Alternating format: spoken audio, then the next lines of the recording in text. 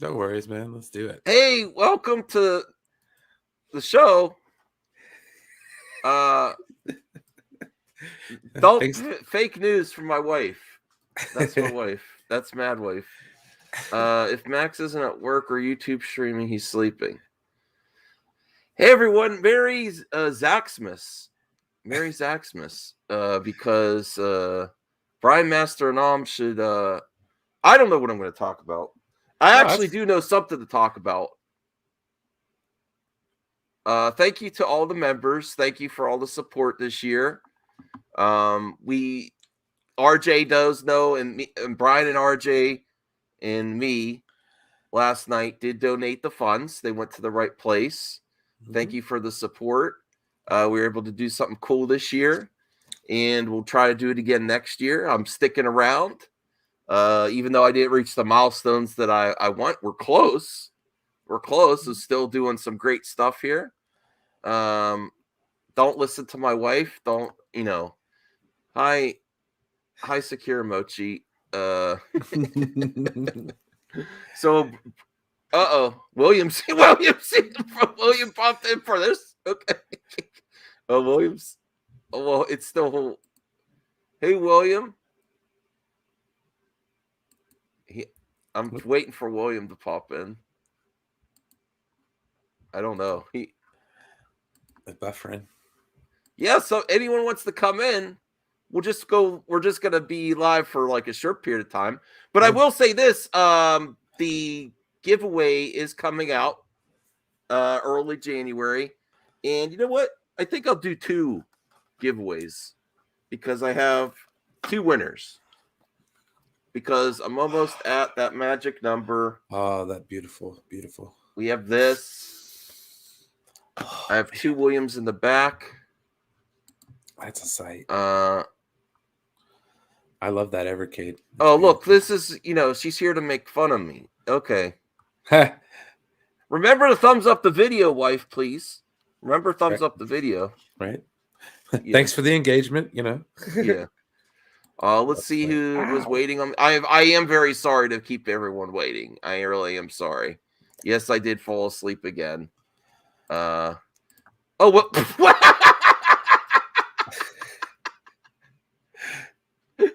You should see what I just saw. I just saw William looking like, what the heck is this? Did I click the wrong link? Bounced. I love William though, but maybe he didn't want to be on the MME. Maybe he's like, Max doesn't know what he's doing. Max doesn't know what he's doing. I saw William. All of a sudden, William's face came on. Is like, dude. Oh, all right. Yes. Oh, wait. Here he is. Hey, William, do you know what show you're on? William?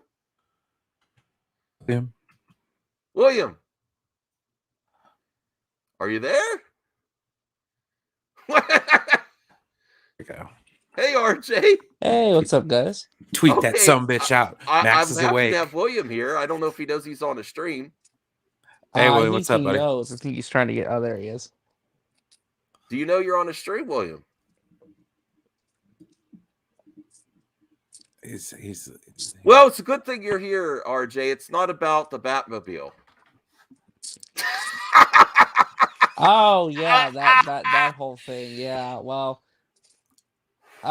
he likes posting stuff. He's free to do so. If yeah. Well, I don't know for sure on this one. I don't know for sure. I don't think it means much of anything because I rarely see anyone talk about it. Well, dude, if you look at the angle and how it's parked, thanks, William. Okay, like it totally means something. Well, I was actually, what I was gonna do. I had great ambitions after work. I was like, I'm gonna make a single vid. I'm gonna do a live stream. And what did I do? I fell asleep. I don't blame you. As you typically do, Nothing wrong with a nap. Hey, dude. William. Nothing wrong with a nap. Hey, buddy. Oh man, it's Cox, man. It's William, Cox is a horrible internet company. I'll tell you. Is he getting? Are you guys getting weather down there? Last I was there wasn't any weather, but. Well, okay, so RJ, you can attest that you and Brian watched me donate the funds, right? Yeah. These are the facts. Yeah, those All are the facts. We know everything about Max now, so It's true. Oh yeah, he does. I said yeah.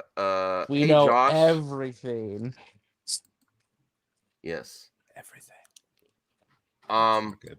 I don't have a photographic memory. I done forgot. So I'm like, hey, cool. I was gonna make a video about how can uh, uh um, a dead Batfleck be on a Batgirl show. So you agree that he's gonna die? No, because listen, if he was, it's a proof. Uh-oh. I'm just kidding around, Brian. I don't want to talk about this too long. Oh, it's okay. It's how could everyone you're assuming It's Christmas, that he's gonna, baby. We can talk about anything. yeah, Let's go. you're assuming that that he's gonna be gone. How would they consider him for a Batgirl show I want to if the clarify that. character's gone? I'm not assuming. I'm just saying based on what we know thus far. It's just what I believe. It's only a belief, though. Yeah, and then I don't know, that man.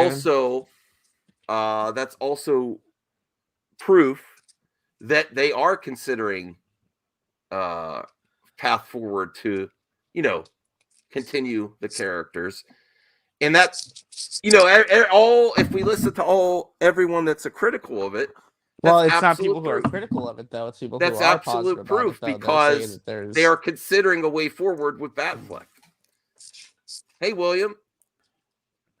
Now you're muted. I tried to unmute you. It won't unmute you. Now we can hear you. Okay, cool. I don't know what was going on with my internet. Oh, okay. Good. Well, I'm Merry glad Christmas. you can make it, William. Or Merry Christmas Eve. Or whatever. Yeah. Merry Zaxmas. Wherever you guys are at, depending on what time zone you're at, I guess everybody should still be in a time zone that it's still Christmas Eve, as far as I know. Yeah. Yes, yeah. Well, it's a good thing William's here because he could break down. What did you think about the Zack Snyder post? Is it just about the Batmobile? Listen, I think that he's inching towards doing something. Yeah. I don't think. I mean, I know there's anybody who has enough evidence to say that it's never going to happen. They have as much evidence to think that way as I do think that there would be some type of continuation or some type of resolution.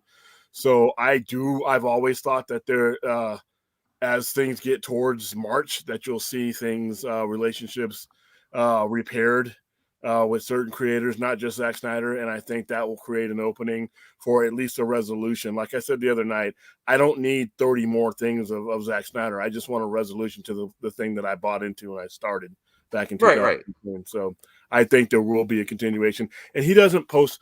I mean, in this entire time of following the guy, he just doesn't randomly post stuff.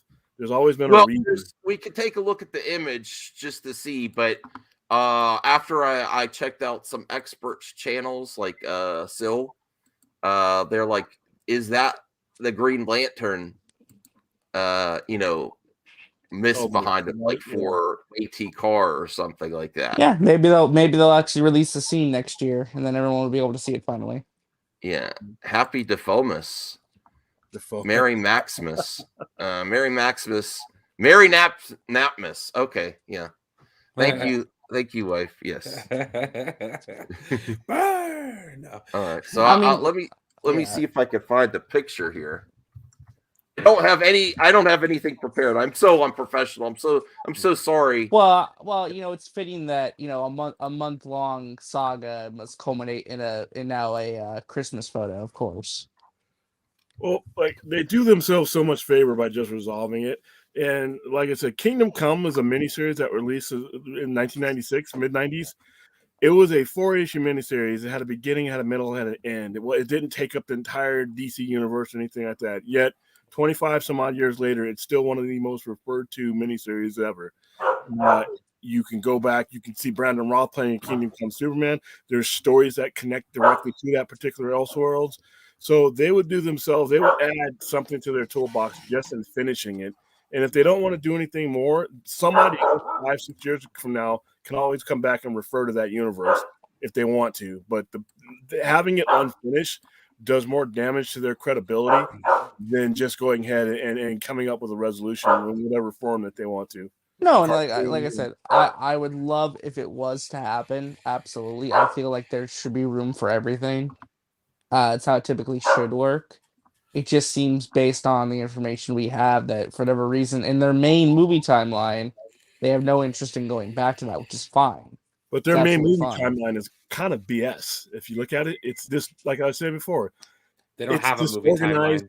It's Well, you know disorganized what? Well, BS. let me rephrase that. Not a timeline per se, but their main movie like franchise on the big screen. They have no interest in that. They have their own plan, their own vision for what they want to do next. And as Now, I said before, the they we are talking about means nothing to me because they probably won't be in those type of positions or that kind of leverage in a few months. They might have titles, but they will not be making any critical decisions once other people. But I think you said something, William, the other day I found very astute, and I felt like you were Yeah. very much right on the money on this. Though this current regime coming in is going to have to spend a number of years cleaning up the mess of what's come before. it's not Listen, there's obstacles, but the timelines, even with Joss Whedon's Justice League, as my man Hans likes me to say, and Zack Snyder's, are not that actually too different. They're not. But again, though, we have to there's not understand too too. much going different. But here's the thing. Well, what Could about this Zach, be Green though? What Lantern about thing Zach? in the back? I don't know about that. It might just be the Aurora Borealis. You know, just the Aurora. It could just Yeah. be ambiance. It could be yeah. like I said, So Well, that's the other thing too. I feel like people are kind of missing too. It's like we have Zach and the Netflix thing. I'm not saying he wouldn't come back to direct it eventually, but there's also the possibility he may hand the reins over to someone else and just be a producer and writer, so he can do I both. see nothing wrong with that. nah. Well, that's the I don't see anything. Vision, I don't see anything wrong with that, but some people do. I mean, you say, oh my, well maybe Zach won't have to direct this, and they like lose their shit. and the other Right. thing is that it just looks like the Batmobile's in front of a Christmas tree. Yeah.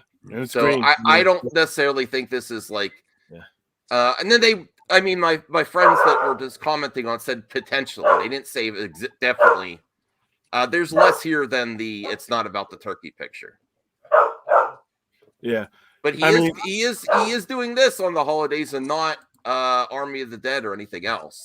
Be sure though. Well, he knows it's going to get the most attention though. Plus, he likes to show love towards his DC fans, which I understand completely. Well, another thing that I think we all have to consider. Oh, sorry, go ahead and read the super chat, my man. Yeah, thank you, Rel McMillan. I really appreciate it. Max, you're overreacting. Zach was just telling all the fans he's in the Christmas spirit. Sarcasm. Sarcasm. No. What I was going to say is, given the success of Spider-Man: No Way Home, I think a lot of studios might be rethinking some rash decisions. Yeah, that's for sure. Yeah. To put it mildly. And so mainly because they're missing out on money. Well, the thing is, though, I've been saying though some of these movies are already planned out way before that movie. I think it'll. Well, you're under this like the thing that drives me up the wall is that people are critical of people think there's a path forward, saying, but they're now critical. connecting things like they actually have a plan. I'm saying if it happens, it happens, and I no. understand. Warner Brothers is doing things like this is also the restore. Going forward with these is also the path of least resistance with some of these characters. Like they if they were going to actually fulfill the Green Lantern series, if we saw something going there.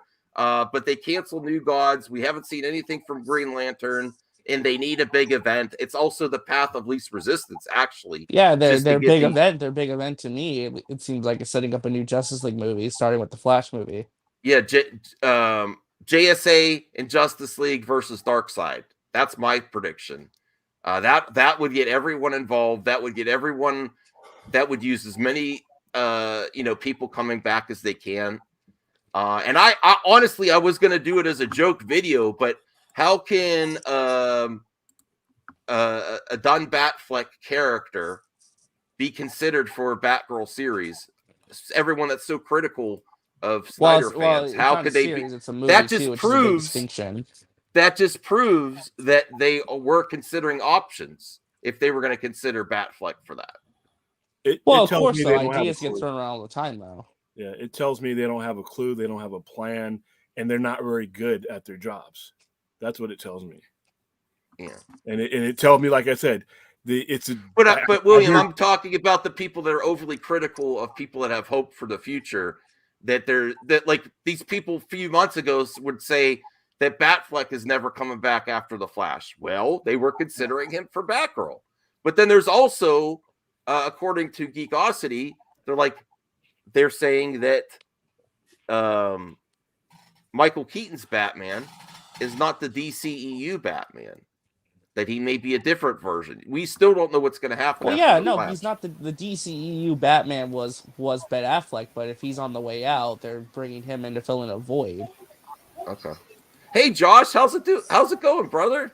Hey, Max. Hey, guys, how's it going? I slept in again. What are we talking about tonight, guys? Movie stuff. Not turkeys this time. A Batmobile. Yeah, just more Snyderverse conspiracy theories. No. Joyous.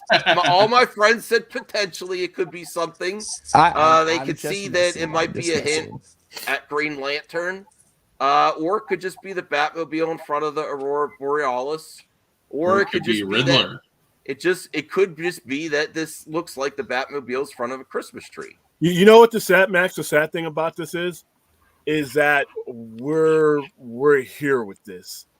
That they have it in their power, in their creativity to resolve this and put us on whatever path they want to as far as any of their superhero IPs. They could do that and it wouldn't cost them that much.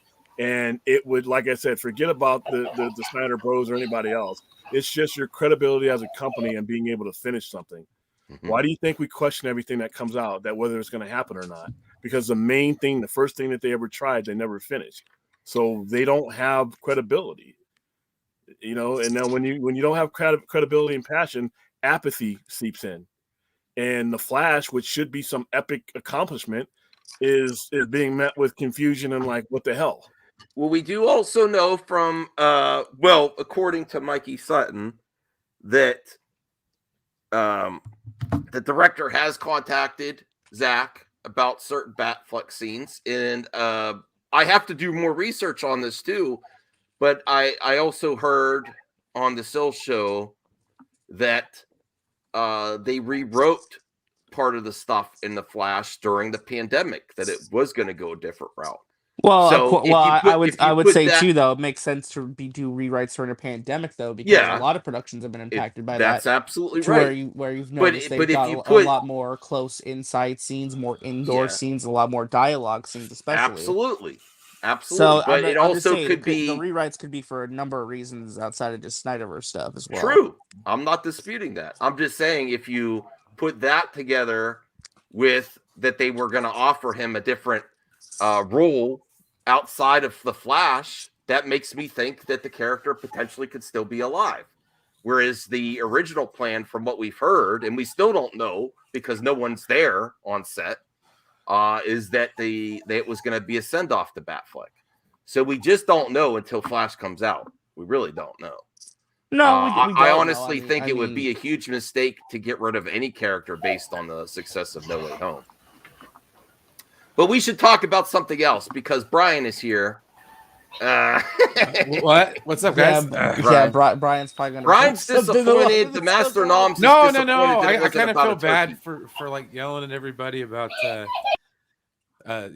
just kind of going on about like what we don't know and what we know and we don't know, and we know, Yeah, Well, key is communication. Is if you're a company that's selling something and the majority of your fan base is scrambled like this, no matter what it is, whether Snyder or any upcoming movie, it's really their job to ramp you up and keep you going. They don't have to give away the barn, but they got to do a better job of communication. Like I said, after Fandom, there should have been a lot of empty offices after DC Fandom. There should have been a lot of people, and I'm not exaggerating or firing. After DC Fandom, they should have, whoever was running the show, if they really cared about what was going on, should have let go a lot of people because that was a disaster. And now to the fans, but they they actually said they got better views than last year. I don't know. That means more people saw something that was awful. Well, You know? well, William, I I got to be fair but too, that's the because thing, though. numbers are numbers. That's what they look But at. the other thing we have to keep in mind too, and some people may not like hearing this as well, but the truth of the matter is, we don't know what the Flash movie is going to do.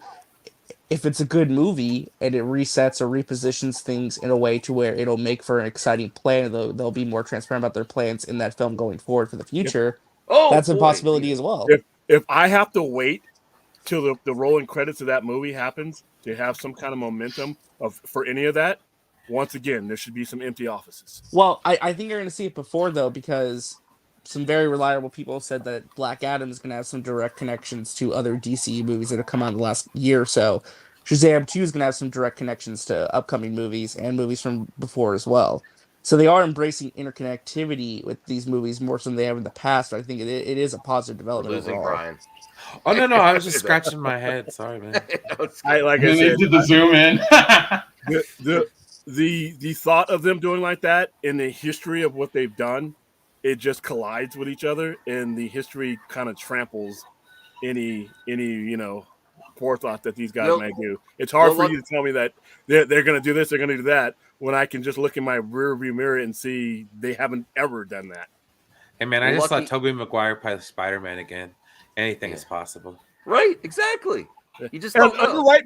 under right management, you can do wonders.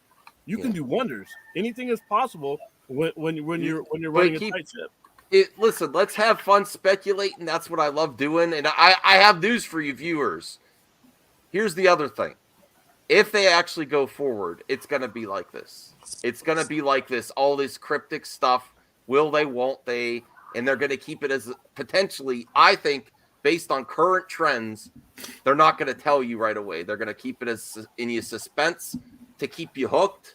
Give you little pieces of the carrot, because the big part of it is the big moment where that that something's gonna happen, or like even dark. It might just be as simple as Darkseid coming back. Who knows? I have a question for you then, Max. Yes.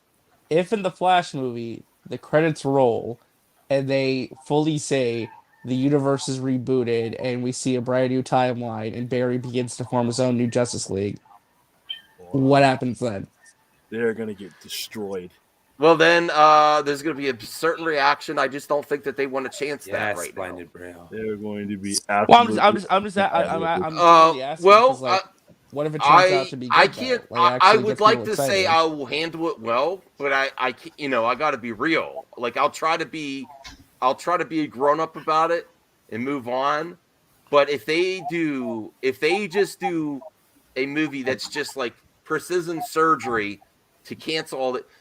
Again, I think it's harder to go away from what's going on than just do a natural conclusion of stuff. You're talking about surgical precision to remove stuff to mix things up just to go for your route. When they're actually not that different. If you really think of Joss Whedon's Justice League and Zack Snyder's Justice League, they're very similar movies. They still have the same. They still have Steppenwolf. They just didn't show Darkseid. It still ends a certain way. There's not that much different. There's still Jason Momoa. There's still Gal Gadot. There's still all these characters that's what I've been saying. It's my coping mechanism. It's harder. It's harder if it seems like they go out of their way just to do because they don't want to go that route. It's going to be pretty obvious, and it's going to have a reaction, and I'll try to be an adult. That's all I can promise you. I'll try to be an adult.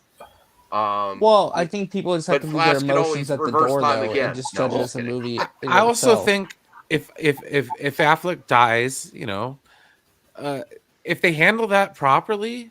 Well, would they offer him Batgirl if the character's going to go? No, it doesn't matter. Like I doubt if is that supposed to be set in the Keaton verse? I don't understand. They've said it's set in the DCEU. It's DCEU. See, it just gets more convoluted the more you start throwing extra spokes in the wheel. Yeah, my concern will be the general audience. What is it? Forget about like I said, the 1 or 2 percenters of people who are really, really, really deep into this stuff. My concern is saying for day one. Yeah. Like they're not connecting with this. Like, yeah, this reboots and all these things. You don't really need to know everything behind the scenes to be confused to the point where you're like, you know what, I'll try something else. There's so many other things out there. They're confused. They don't, Yeah, the general audience. We get so many conflicting just has reports. too many choices, too many things on their plate right now. Well, there are some people in general audience though who don't give a damn about the continuity or like what a Snyderverse is. They just want to see a good movie. There are those people as well. But they also, like I said, they've also been conditioned the last 13 years for there to be a continuity. Snyder or otherwise, or MCU or otherwise, the last 12 to 13 years, they have been conditioned to when you go to see a level of quality. And Warner Brothers hasn't done that yet. Let's take Snyder out of it. Let's take Justice League out of it. In order for me, like right now, Kevin Feige can tell me in 2 years, he's going to give me a movie about Ben Grimm. Right, and what he's done the last 10 or 11 years is built up a line of credibility that I know Kevin Feige is going to give me that movie about Ben Grimm, regardless to the theme, the time, and I can be excited if I like Ben Grimm or Fantastic Four that movie's coming. Now with the Flash movie, I'm not going to know whether it's going to be a shitstorm until I'm right up in the movie with my face in the screen. That's horrible marketing. Well, I do have to say, my wife let me get this or kind of keep it. I did buy one thing. This was $30 on eBay. Nice. I was just playing Max, but I have like no PS5 games. Okay. Well, you know what, Ben? I could let you borrow some if you want to send them back to me after you're done. No, I'm good. I appreciate it. I appreciate it though, Max. I have Assassin's Creed. I have Cyrus hooked me up, man. No, I'll just I'll ship them to you if you want to play some games. But if you're a guy just on the street, that's not on YouTube all the time, not on Twitter all the time, and you just go to. If I were to go to the living room and ask my brother. Well, Brian, I want to get to Ryan's comment here too. BVS fan forever. That would require JSA characters and the new JLA to set up the film. They cancel New Gods, so they have zero credibility to me. There you go. Well, Black Adam is setting up the JSA. Yeah.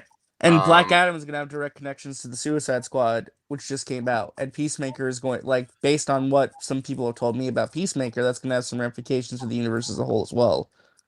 So they are setting stuff in place. It's just the question of if fans will be on board with that. But why were they considering him for Batgirl if he's going to die? That's just an obvious red flag to me. I'm sorry, being logical here. How are they going to off? Because there was rumors that they're offering to him, and then people that said thinking Affleck is going to continue. Well, it they seems think that they were crazy. They were asking Affleck about the Batgirl movie at the same time they were asking him about Flash and HBO Max Batfleck series, which Daniel RPK. You're stretching, RJ. You're just trying to find a way. You're just trying to find a route for your. I am absolutely not stretching that.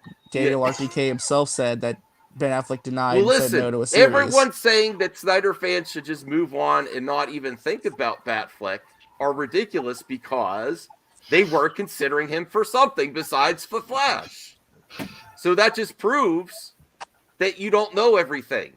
No, nobody knows until we're seeing I know, but you're saying, Batfleck's going to die now. You don't know what they're going to do. I didn't say he was going to die. I'm just saying I believe, which is a big thing. I said I believe that movie will allow him to exit gracefully should they choose to end his relationship with that character. But you also know there was rewrites. You also know things have changed. We just don't know, and they were shopping different projects around with him with a character that you think is going to be dead.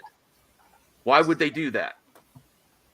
Why would they say, hey Ben Affleck, would you like to be in Batgirl if the character? Well, because they were simply again, we don't know. I'm not privy to those conversations, obviously. I'm just saying if you're asking, this would be Brian. I'm knocking my head here because I thought that would be an easy point to drive home. And I say, let's all get behind our good friend Andrew Garfield and make Spider-Man, the Amazing Spider-Man 3 happen. Okay, guys? Yes. So long as it doesn't turn to another movement. And I tell everyone, listen, all you huge Jackman haters, never say never. And I'm ready for Hugh Jackman to come back after Spider-Man No Way Home. I didn't want it before. I'm not. Yeah. Listen, you say that now. You say that now, Brian. I'm going to clip this in the future. I'm going to clip this in the future. When you see Secret Wars with Hugh Jackman, Hugh Jackman's the GOAT. And Tobey Maguire too, all in the same movie to be a final send-off to get that big box office cheddar, you're gonna say I loved it, and then I'm gonna show you this clip. I think it's time to move on, dude. I think it's time to move on from that particular iteration of the character. But then what if you see it and it's successful and they do it right? Brian, okay, but I agree. I don't know. It's time to move on. I got a lot of Hugh Jackman. I got everything. It's the difference between Garfield. With Garfield, I got a one. You never got a proper conclusion. And I got an okay movie. With Hugh Jackman, I've got a lot of Hugh Jackman. Well, he had the perfect exit. He had the perfect finale. The only reason you bring him back is to see him interact with the MCU characters one last time. Sorry, Rel, I had to find where the second super chat was because thank you. I did have a weird premonition though. Does anybody got the weird feeling that we're gonna see this the days of whatever X-Men come back? I wouldn't be surprised to see them in Doctor Strange, but I don't think that the Fox X-Men type characters will have a long. I mean, I think they'll have cameos, but I think you'll see the current current MCU people build their own mutant foothold. I don't think. Yeah. Listen, I would love to see Hugh Jackman come back. Literally, my only concern is I just don't want it to feel like you're negating what Logan is. You don't trust Feige? I do trust Feige. Look what he's accomplished. Oh, hell, Lord Feige. Yeah, but he also gave me Endgame. I mean, which made a lot of money, but Endgame was still good. The clutter hurts singular characters. I mean, I don't need to see Logan with 4,000 people on the screen when I've seen him. Well, I also do. Listen, you want to know how you bring Hugh Jackman back and do it respectfully? He's a very distinctively visually different variant than what we've seen before. Either put him in the costume or you go full old man Logan where he's in like the trench coat jacket with the full on white beard. We have to get Rel's super chat here. Most of the general audience doesn't care or know about past DCEU movies. How will they care about changing and rebooting movies they haven't seen? Because they have a general, every audience, no matter what franchises, in their peripheral and in the back of their mind, they see things. They see things and they know things. They may not be as attentive to them as you or I are on the screen, but they know about these things. The DCEU movies were still popular enough. They still made money. You know, if one movie came out, and Roosevelt, it was supposed to be part of a program, and if that other program didn't come out. All right. The general audience liked the Snyder Cut, though. They did. True. But how much of the general audience carried over? It's also a question of how many of them got behind it with a lot of the force. Other than how many people got behind Suicide Squad or Wonder Woman 84? Same. Those are also pandemic movies, though. Yeah. No, but here's what it is, okay? And this is basically what I gathered. We knew that was coming, Andrew. Yeah, of course. Andrew, we want Tobey Maguire to continue too. Oh my God. No, how dare you mention Andrew Garfield? But anyways, William, with regards to what you're saying, people have been conditioned with Marvel films. Okay, so that's why a film like Captain Marvel can make the money that it makes, while when you have a disjointed, universe, when people are used to getting their, long form connected movies where they're like, yeah, let's do this. Here's Caden making stuff up too. He was probably offered Batgirl before he was offered according to who? According to you? Trying to explain it away? Caden actually talks to people and knows stuff. Actually, Caden, he's got sources. Caden. Okay. But see, you have. But he also used the word probably though. That's a big distinction. I know. I'm just having some fun with it. That's all. I know. Anthony Chabot does pop cultures in openings. Merry Christmas, guys! Thank you, Anthony Chabot. Listen, you're welcome to come on the show. You just got to follow me on Twitter. Oh wow. Wow! Relapse! Holy crap! Oh wow! Thank you, man. That's been all over the place. But no, they know that there was a Superman, and they know that they never got a continuation of that. They know that it was Batman, and now there's a new Batman. You don't really have to be under the sheets. You just know that. Which, by the way, real quick, not to interject, but that Robert Pattinson Batman movie, That's going to We be have a to get the massive hit with the general relapses audience. comment here, but I also want to Chubby Teddy. I do also want to know when the new Stranger Thing come out. I'm looking forward to that. I like that series. Yes, I do.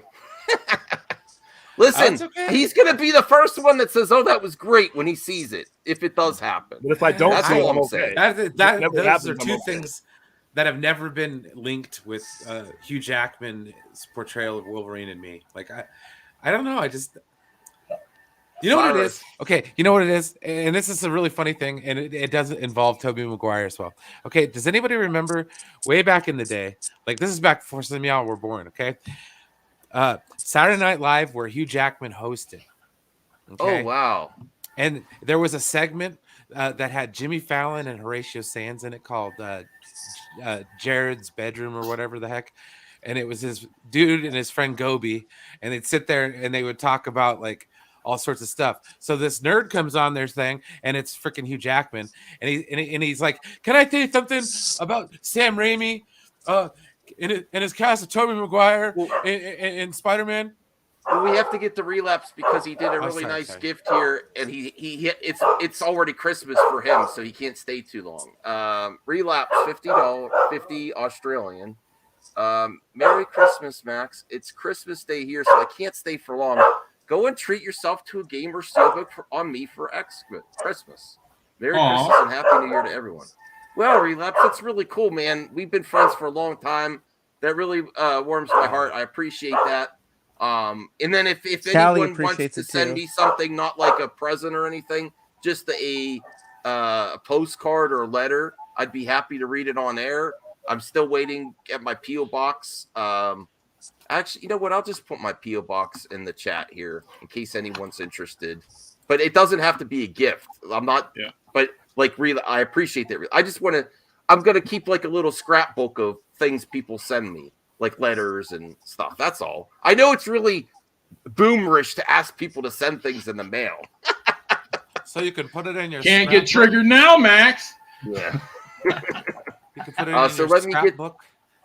Let me get to the I have to find my P.O. box just so you have here. I'm just gonna share it. I don't think there's enough Amico craziness that follow me anymore, so that's the reason I didn't.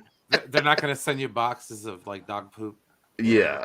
Oh God! You said the. Oh, sorry. I didn't mean to give him ideas. My bad. Yeah. Hey Brian, what's up? I got sources. I got sources that say you're a producer in the next Star Wars film, and if you look closely at the picture of Brian's background, we're gonna get Darth Grogu because you see the Grogu. Plus the Kylo Ren mask, plus the lightsaber, and we're going to get a cameo by R2-D2 right there. That's true. It's connected. All right, so it's all connected. Hey, 5 days until Book of Boba Fett, man. I can't wait. It's gonna be awesome. There is my P.O. box. If anyone wants to send me a letter or postcard. Do they even have postcards anymore? I don't even know. Yeah, you can get some. The post office, go to a gift shop somewhere, gas station, somewhere. Get a postcard. Okay. Mikey Sutton, it has sources. He is a source. Listen, I'm going to do a different topic about the reality of the source game. He has people to talk to. Is he always right? Daniel RPK does too, and everybody has a source. And I can explain to you what's happening. These people the people that are actual sources have multiple reasons why they would want information out. Just so we are clear, apparently the Andrew Casali we're seeing in the chat is someone pretending to be him to cause problems. Okay. All right. So should I probably I just leave it go. I can't honestly tell the difference between the real one and the fake one. So yeah, I know. Calm down. They type very similar, which is the problem. Okay, so if anyone just wants to send me a letter or postcard, I'll put it in I'll keep it, and I'll read it on air if you'd like. I don't want to force anyone either. Lucky Dave, Max has moved to almost Amico hater status. They won't bother him. I hope not. Okay. Well, as long as he's not saying anything too crazy. He's kind of cussing at people in the chat. I don't know. All right, just put him on a timeout.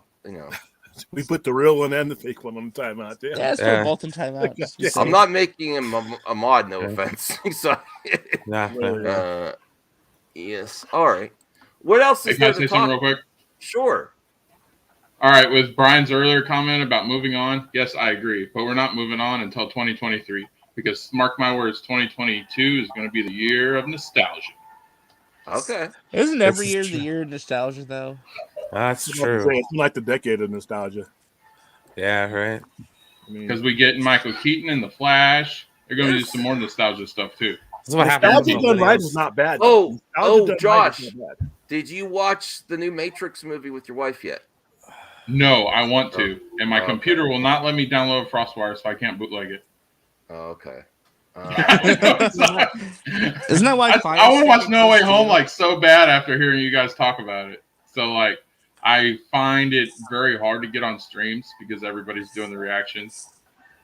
Yeah. Well, actually, non-movie related news, but comic book news. After I went to William's shop, I picked up a lot of the Amazing Spider-Man. I have. Oh, sorry, Jarbo's here. You don't have to stop on my account. I'm not your boss. No, it's because I'm on my phone. So if I'm talking, I might like interrupt somebody accidentally. So I do apologize. Oh yeah, that's a problem. But no, I was saying I picked up actually Midtown Comics actually is a really nice website. I ordered some stuff and it came today actually. So I have the entire set of the Beyond storyline, so I can probably start reading it. I get a lot of stuff from them. Hey, Matt Jarbo, thanks for Matt Jarbo did the life check for me. He's like, I better call Max. Well, I saw that you were. I had got the notification that you were live, and I was like, oh, okay. And then I checked on it, and then everyone's like, oh no, Max is dead. I'm all like, probably. Wow. I'll call, and then RJ's like, I don't know, he's not live. I'm like, all right, well, I'll just call him and see what he says. I'm surprised you answered. Now this is funny, even if it is the real one or not. I don't know. This is funny.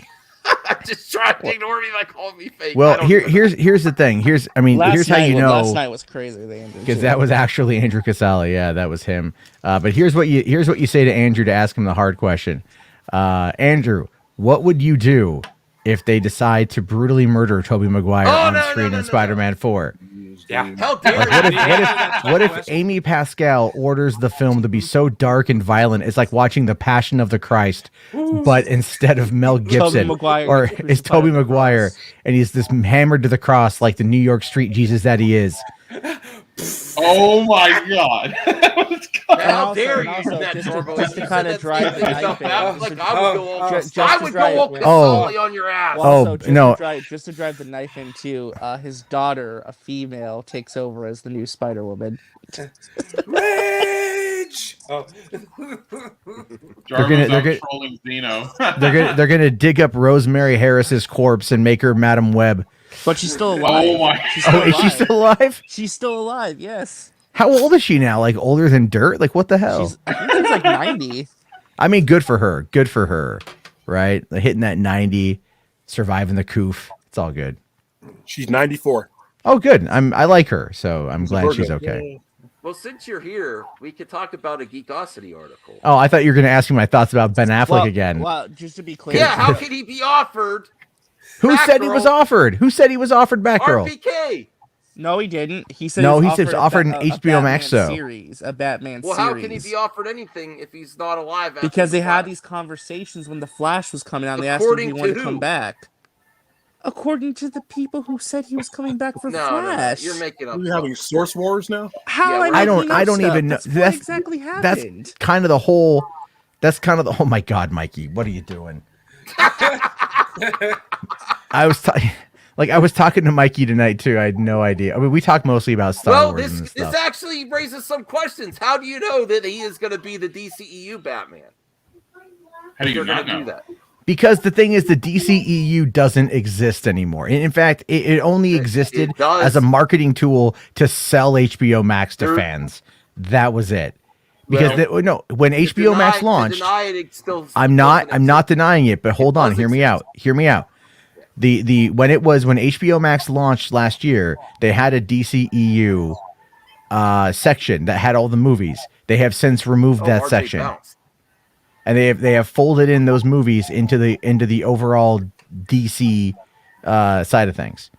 So they, I'm not I think it's dumb. I think it's stupid, but Warner's does everything it can to remind you that none of this is connected and you should never get your hopes up. But then you were just saying they're trying to, you and RJ were just saying they're trying to connect stuff the other day with Wonder Woman and Aquaman. And Aquaman yes, and because we there's been news stories all over the last week about that stuff that we were referencing. Yeah. Okay. Well, what if it's not? You see, this is where you got to wait and see. Do you think they're gonna? Okay, here's what I will ask. Do you think they're gonna take anything from No Way Home and have big surprises in this film and not try to keep them secret? And well, they've already tried leaking everything out. Remember that, right? We've already saw the Batcave, we saw the Batmobile, we saw Sasha Calle as Supergirl, we saw Keaton as Bruce Wayne. Thing about Zod and that's because this report that they were gonna go in and go back through the DC movies and retcon stuff. And how do you know it's because of a retcon? Why else would they go? There'd be no other reason to go back. You don't know that, Max. Okay, listen. Okay, hold on, buddy. Hold on. All right, I know your go-to comment is you don't know that, but what I do know is story structure in movies.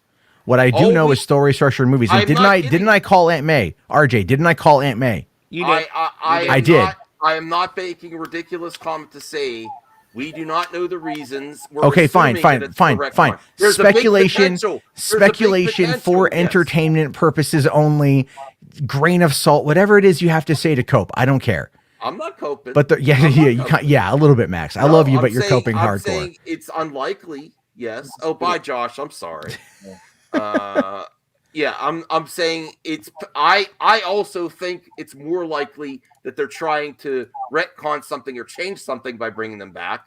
But honestly, just the casting, your bias and your opinion is taking over as to the dude. Because here's the thing, you won't. This is the biggest problem. Hold, Max, stop. This is the biggest problem you and Enosh have. Whenever I come in with stop and let me talk. And let me talk. Because every time we get in the subject, you always cut me off with you don't know, and Enosh would do the exact same thing. So whenever I provide an alternate opinion, I'm never allowed the time to get my point across because I get cut off and told you don't know what you're talking about. But I'm supposed to listen to you guys and listen. All I'm saying is this, from a story structure perspective, what it makes the most sense, right? If they're going to bring in Keaton for Batgirl, there's no need to have Affleck. It doesn't make any sense. It's bloated storytelling because you have to then account for both. Why is Keaton there? Ask yourself with every movie, why does something happen? So if you're going to go back in time, you're going to revisit other elements, right? Let's look at it like this. Back to the Future 2, okay? Carl Sagan called Back to the Future 2 the most accurate time travel movie he had seen because of the alternate timeline. Because they had to go back and they had to fix it. So in this particular case, why don't you think that they would then take that idea and go back and fix what they believe went wrong? What if Superman never killed Zod but found a way to put him in the Phantom Zone? What if Steve Trevor never got on that plane?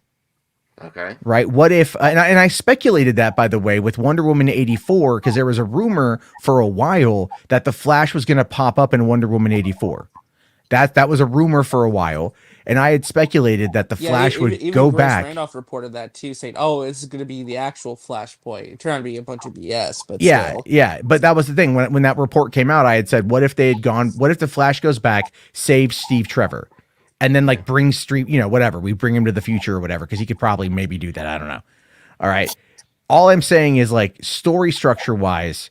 They only go back to change something. That's the thing, though. To me, it's most likely, yes, I agree with you there. Because that's the thing too. Like that's why I'm confused. Well, why is Keaton in this movie, but you have J.K. Simmons as her dad, right? If this was set in the Keaton verse, then there'd be no issue. And I also have to say, was Zod and Faora originally part of, or is this like something they decided to add later? This has been confirmed by Warner Brothers. We don't know what's. This was also talked about a while ago.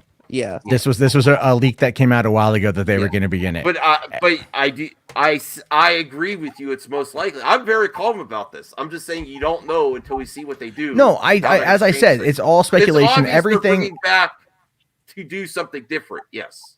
I mean, so it obviously they look. The reality of it is they want to change the direction. We know they want to change the direction. So they're going to probably find a way to change things that are going to maybe be the best of both worlds. Let's be fair on that, because there is no denying that Zack Snyder's Justice League did very well on streaming and on PVOD and things like that. It was the most talked about movie of the year. All right. On social media. And I agree with that. But also Warner Brothers has made zero indication publicly or otherwise that we know about that they want to continue going down this line. And I know William's stance on it. We clearly disagree on that. But again, just on them continuing with the Snyder stuff, like, you know, they're not gonna. My stance on it is this: conclude it, get it, resolve it, and move sure. on. Oh no, here's the thing with that. I'm 100% on board with you on that one, right? Everything I say that's critical. I know Brian. I know Brian's always like, I want to get away from this shit, and it always happens. Brian, come over to my stream tonight. We're going to be making fun of the Flash leaks that came out. So. Oh, no, okay. There's Flash leaks? There's a whole Flash plot got leaked out today. Oh, jeez. And you're gonna hate it. Everyone's gonna hate it. Oh, cause it's basically them like burning the Snyderverse and pissing on it. Basically, it's basically that. Yeah, I don't know how real it is, but right, exactly. You know, I mean, it's gonna be more entertaining. If it sounds like overly like aggressive towards the Snyderverse, I think.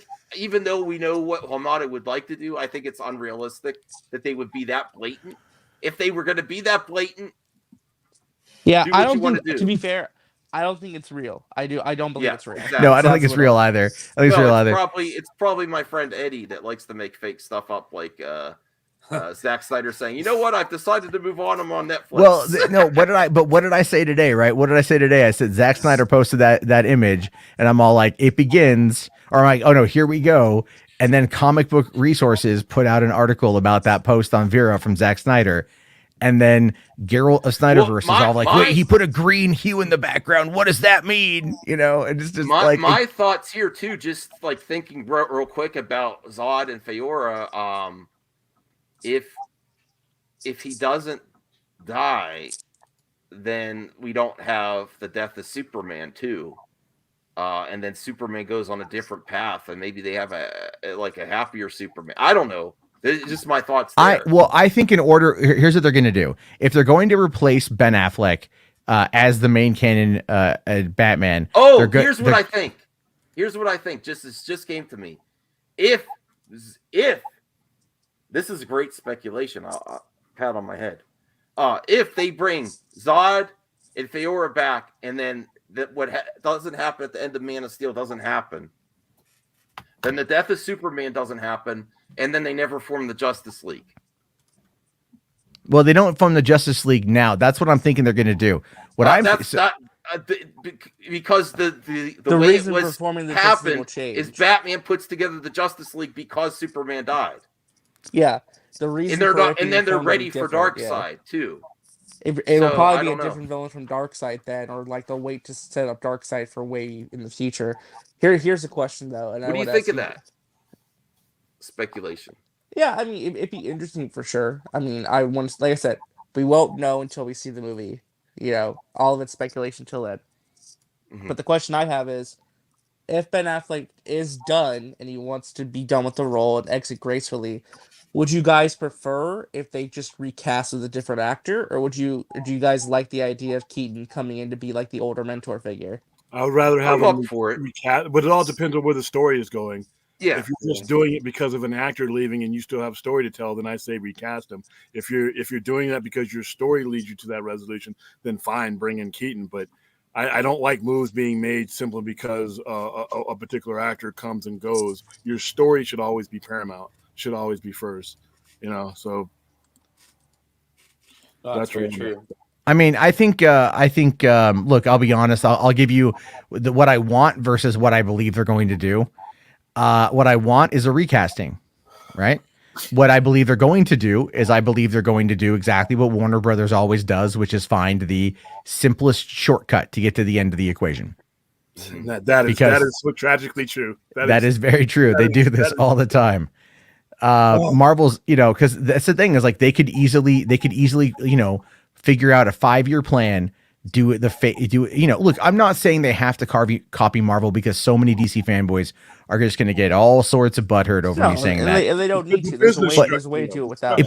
But it works. It works. You don't have to follow it to the T. But that's the whole thing. Like on Enosh's stream the other night when we were joking about Superman being the blueprint, because Superman 78 is the blueprint of all modern comic book films. Well, Feige makes his underling, or not his underlings, but the directors and everybody. Everybody. He screens Superman the movie constantly. Says that is our blueprint for how we want to approach these movies. And it's worked. It's worked. That's kind of the point, though, is like that is the blueprint. I'm not saying you have to follow it. I'm not saying they have to replicate it. They tried with 2006 Superman Returns, but the problem with that, though, is they didn't really set anything up for the future. It was more of a conclusion versus opening up for a new trilogy. Right, that's been the biggest problem. To me, and again, I want to be very clear. I don't know this, and I want to be very transparent. It's just a belief. My belief is that by the end of this Flash movie, they are going to begin the setup for a new theatrical Justice League movie, because I believe that's their next step. I think they want to start being more interconnected again and get to another team-up movie. But here's the thing. Just because you do something different theatrically, I don't think that writes off the Snyder Cut completely, because in the multiverse, there can always exist an alternate timeline, and that's fine. Seal this up. That's fine. Seal the multiverse. Stop it. Kill the multiverse on DC's end. And here's where I'm actually excited for it. This is where I say resolving the Snyder thing helps. Go on and do whatever the hell you want. If this is what they're wanting to do, that's fine. Resolve this, tuck it away. Just like Kingdom Come, it's there. It's there if you want to reference this, come back to it 10, 15, 20 years from now. But it says that we began something, we continued it, and we finished it. Now we have credibility to move on to the other things.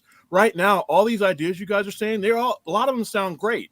But in the lexicon of how they've done things and how they think, their way of thinking, I don't have any faith that even if I find something of this that I like and love, that I'm going to get it continued. Because of the way that they've done things. I might latch on some of these ideas and say, wow, this is really kick-ass. They make it, and then all of a sudden, 3 or 4 years down the line, I hear about some kind of mess that ends up the director leaves or creative differences, the devil comes around, and that's just been their history. But if they would start resolving things and tying things up and present things in a more organized fashion, then we would have that to talk about. We don't need to know everything. We just need to know there's a plan. I just need to know that there's a cohesive plan. Well, thank you for mentioning Uncharted, William. Speaking of Uncharted, you have a super chat, by the way, Max. Yeah, Brian, this is for you, man. I actually really liked the second trailer. Oh, it was great. It was awesome. Yeah, it was the one I saw in the theater was legit. I was like, whoa, no, I'm down for this movie. And there's an action sequence, spoiler warning, with it's not a spoiler, it's a trailer, Max. You're fine. Yeah. And then the mustache was handled perfectly. Dude, the scene where they're carrying up those pirate ships out the water, that looks like a shot straight from the video games. Yeah, and I don't think that's from a video game, right? No, that's something brand new they've never done before. Yeah, what I'm something saying is, interesting that they would do in the game that they actually accomplished that doesn't seem like out of place. It looks like a lot of fun. I like the honestly, I just hope it's a good movie. Even my reaction last night because I'm a big Uncharted fan.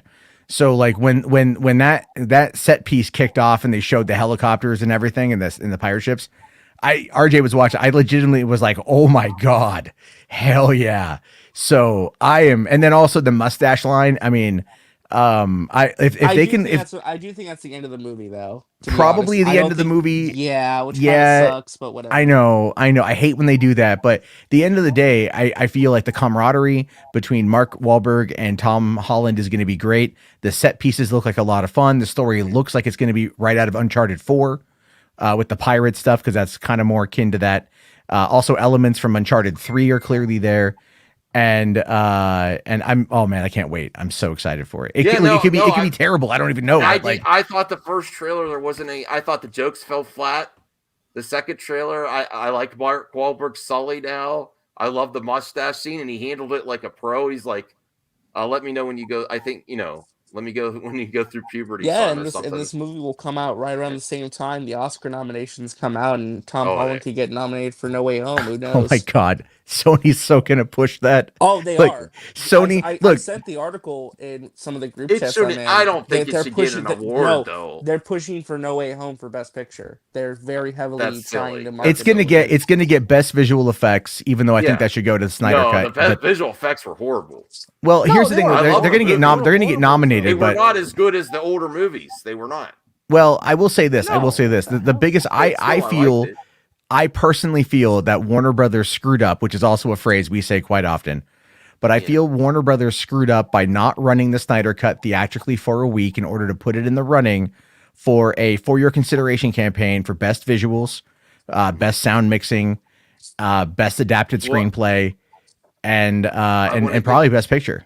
I want to get the Blue Jays super chat here. Thank you for the $5. Do you think DC is fine with making standalone good movies like Aquaman, Shazam, instead of trying to make a universe? Well, that's the thing. I think that potentially they thought, in my opinion, my speculation is based on the trends, you might think like, oh, these big team ups aren't doing as well as they used to. And then you have something like Spider-Man: No Way Home. Like they already had Endgame, Infinity War, Endgame. Because you have to put yourself back in 2017, right? The DC film franchise. I think they're trying. If they try too hard to avoid it, they're going to keep failing. They'll get a spark every once in a while. What I'm trying to say though is that after thank you, Blue Jay. I got to be careful to say it. After Joss Whedon's Justice League, DC Films is pretty much dead. So they ended a period of rehabilitation. Because let's be honest here. Really, the only misfire they've really had thus far, personally for me at least, like creatively, was Wonder Woman 84. That's the big sticking point. After that, Aquaman was good, Shazam was good, Birds of Prey I don't hate as much anymore. I think it's an okay movie. The Suicide Squad I thought was great. Okay, so again, it's they've been using the solo movies to try and build back that credibility. Creatively, I feel like so. Oh wow, Integrity started talking about Snyderverse. Yeah, that's like trying to save the victim after he's flat. Wait, is this has got to be a fake? This has got to be a fake Integrity. He stakes his entire internet reputation on Justice League 2 being announced in like the next 6 months. I like the original Spider-Man 3. I will check out the editor's redemption, but I like the original. So is there an editor's cut of number 3? Yeah, no, that's just. You never seen it? I haven't. I own it. You can gladly use my Vudu account and watch it. Cyrus is digging you, William. It's a few minutes shorter than the theatrical cut, but they do add some scenes and they do take out some of the dumb stuff, like the Butler scene. They take out completely, which is good.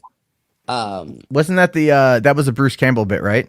No, the Butler scene I'm talking about is when the Butler tells Harry Osborn about what happened to his dad. It's like okay. I'm like, if you cut out Bruce Campbell, I'm not watching that. Like this not happening. No, Bruce Campbell's still there. Okay. Yeah, like I'm really wondering what's gonna happen with all that because I mean I know they did a director's cut of or extended cut Spider-Man 2.5, right?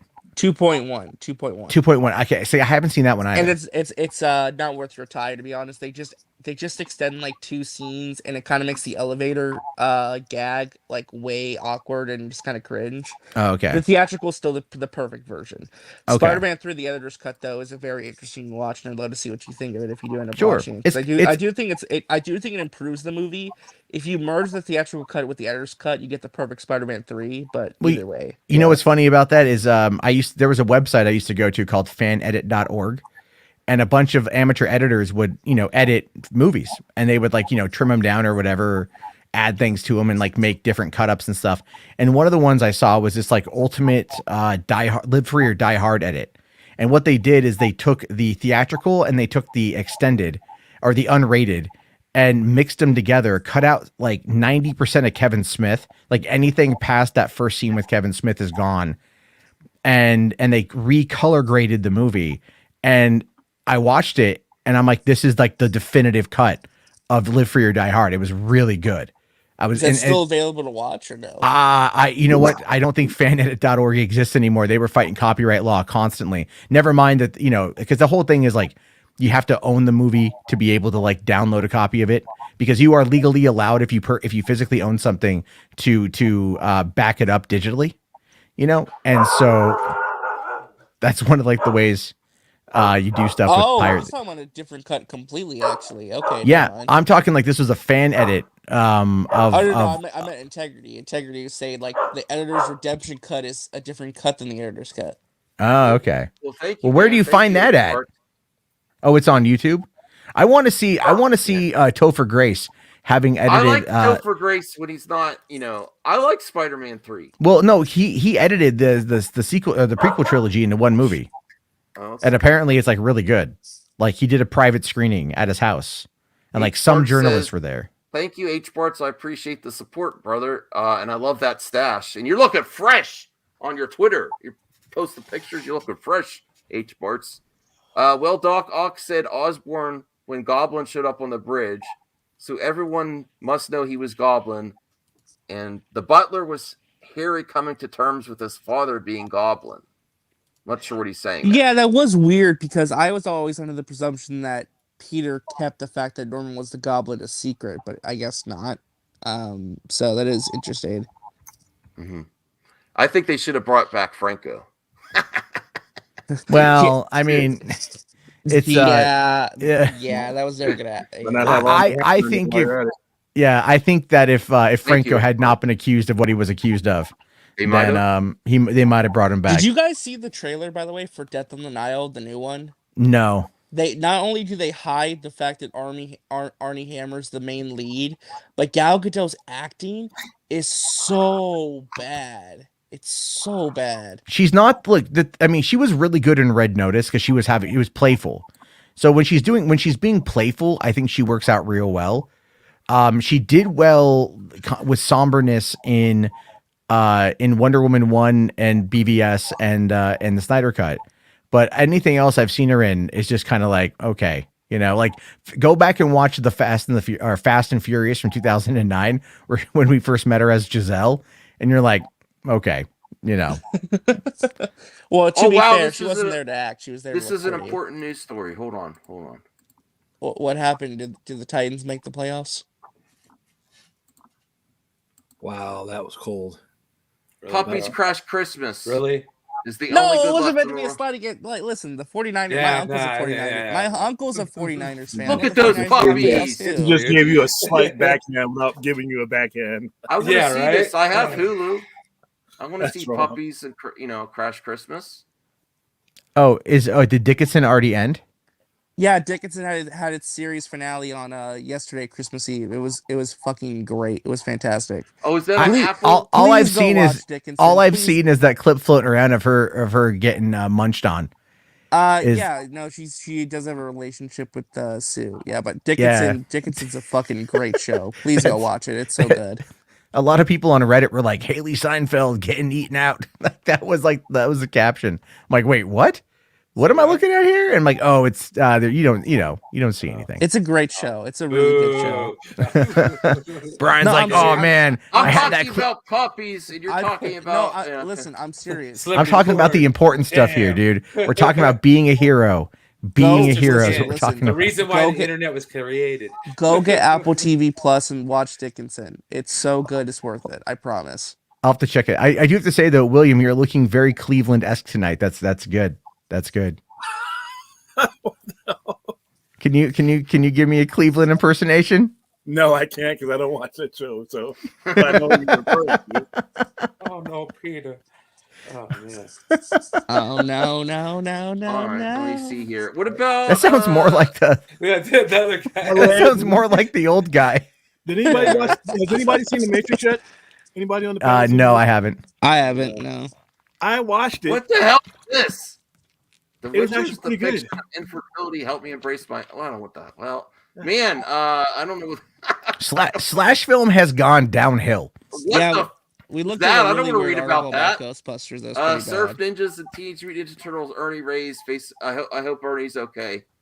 A kidney transplant. It's a little bit lacking in the movie news today. It's Christmas Eve, so yeah. Well, here's the thing. Did you? I mean, I like to look what's trending on Twitter. Oh, is this the? Okay. What do you think, RJ? They have sex. They do? I don't know.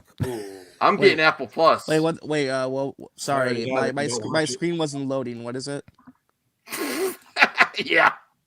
Yeah, I'm sure. It No, wasn't. generally, I was typing something in the I'm- private I'm- chat I'm too, kidding. so I couldn't see. What is it? kidding.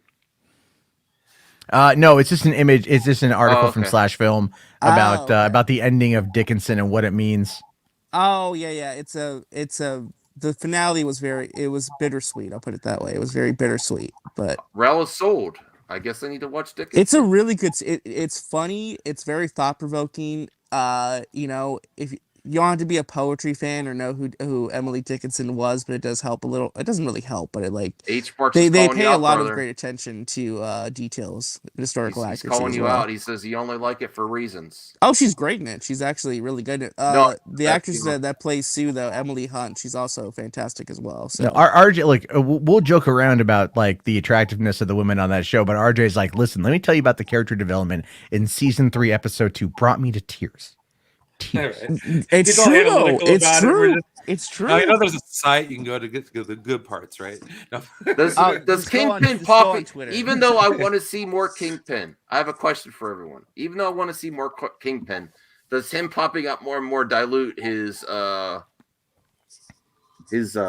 impact of how If the stories are good, then no. You can use them as many times as you want. It's good. That thing that I watched the other night, this Hawkeye finale, that fucking pissed me off. What, the fake out they did, or just the whole episode? Just the last. Okay, so the first 10, 15 Thanks, minutes. Josh. Like, You okay, too, man. this is an improvement because the entire series to me just didn't catch me. But I was watching it all the way through. In the first 15 minutes of the final episode, I'm like, all right, you know. The last 20 minutes of that show was an absolute waste of time for me. I mean, and then the fake out was just a slap in the face to finish it off. But I kept thinking, where was Roy Munson? Like Kingpin? I'm like, what is this? I used to love Kingpin. I love that movie. Dude, Kingpin with Bill Murray. Come on. You know, that's the type of movie we should do a watch party for, Brian. Oh, absolutely. Like an old comedy. Oh, the old Farrelly Brothers movies that you won't ever see get made anymore? The classic. Yeah. Oh, man. The classic, yeah. The classic Lin Shaye. Well, I'm going to have a good shit tonight. H. Parks. Kingpin was on his way to Florida in Hawkeye. I just actually picked that shirt, with his by the white way, shirt. Matt. Yeah, no, I know. D'Onofrio was personally. Yeah, D'Onofrio had talked about the family business comic, and that had been his desktop background for like the last couple years. So that was his decision. But the thing is, though, listen, I like the thing with Kingpin, the fake out. I don't think that was the biggest problem. The biggest problem is like Echo sucked as a character, and that's getting a show. And that's getting a show. Well, okay, RJ, do you want to explain what you said to me about that? It's from the same writers who wrote the Daredevil Netflix series and other Netflix Marvel shows. They are coming back to handle the Echo series, supposedly. So, I mean, which season? The first season. Okay. Well, see, I mean, season 2 I thought was better written than season 1, but Daredevil season? Yeah. That I couldn't tell you. No, that would have been season 2 because Drew Goddard, I think, wrote most of season 1. Yeah, I think it was the season 2 and 3 writers. Okay. Well, no, they were good. I mean, season 2, the discussions between Frank Castle and Matt Murdock when they were having their philosophy debates, I thought was great. Like, just really solid filmmaking. The thing that surprised me the most is that I love that Vincent said this is the exact same version for the Netflix shows. Like, that's a great confirmation. Although it's weird because that season finale of Hawkeye made Agents of S.H.I.E.L.D. not canon. Because now Mockingbird is Laura. Well, that's not true. That's not true. The concept, like, I heard a theory floated around that is going to get rejected by a shitload of people, but I think it works in context, is that ultimately Mockingbird it's just a moniker like Hawkeye. It's not specifically relegated to her. And that it's like the Mockingbird program, like someone had said, what if the Mockingbird program was made as a direct competition to the Black Widow program? And then, so there's different Mockingbirds because they've just, there's different Black Widows. It's just that, like Natasha they call her Black Widow because she came from the Black Widow program, but there are other Black Widows. And they also never really referred to her as Black Widow in the movies anyway. They always call her Natasha or Nat. Yeah, right. And so the idea there, I think if they were to say, Linda Cardinelli's Laura was actually another Mockingbird, and then Bobby is another Mockingbird, that would work. That would work, and I think that would be absolutely fine.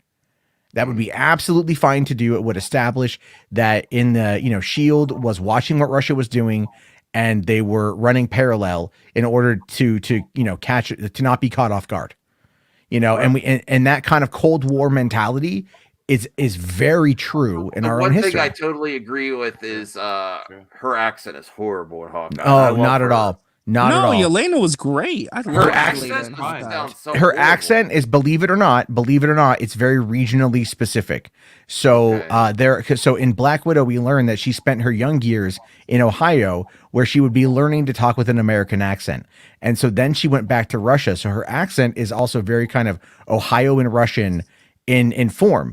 There's been people on Reddit that have at least they've confirmed it. I don't know why they would lie about it, but they're like, I'm from Iowa. There's a lot of Russians here, and they sound a lot like that because it's a mixture of dialects. Because that tends to happen. Like someone who goes who lives like on the West Coast or something. Wouldn't she have a similar one to Natasha though? No, because they were separated. That's true. Okay. And Natasha also never used her Russian accent.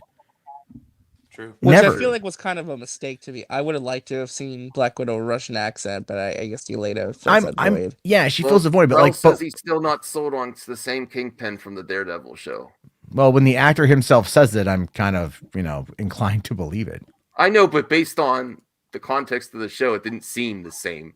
Well, because we also only got they also didn't give us any background. It was just they start off, here's Kingpin. They just showed him. They just showed him. And then what everything else is going to come, we're going to learn more about him as time goes on. Did you want them to do a whole episode dedicated to Kingpin's backstory? I mean, I would, but it would have stopped the pacing of the show in its tracks. Yeah. H Parts 100 is saying the silent part out loud and what everyone's really thinking.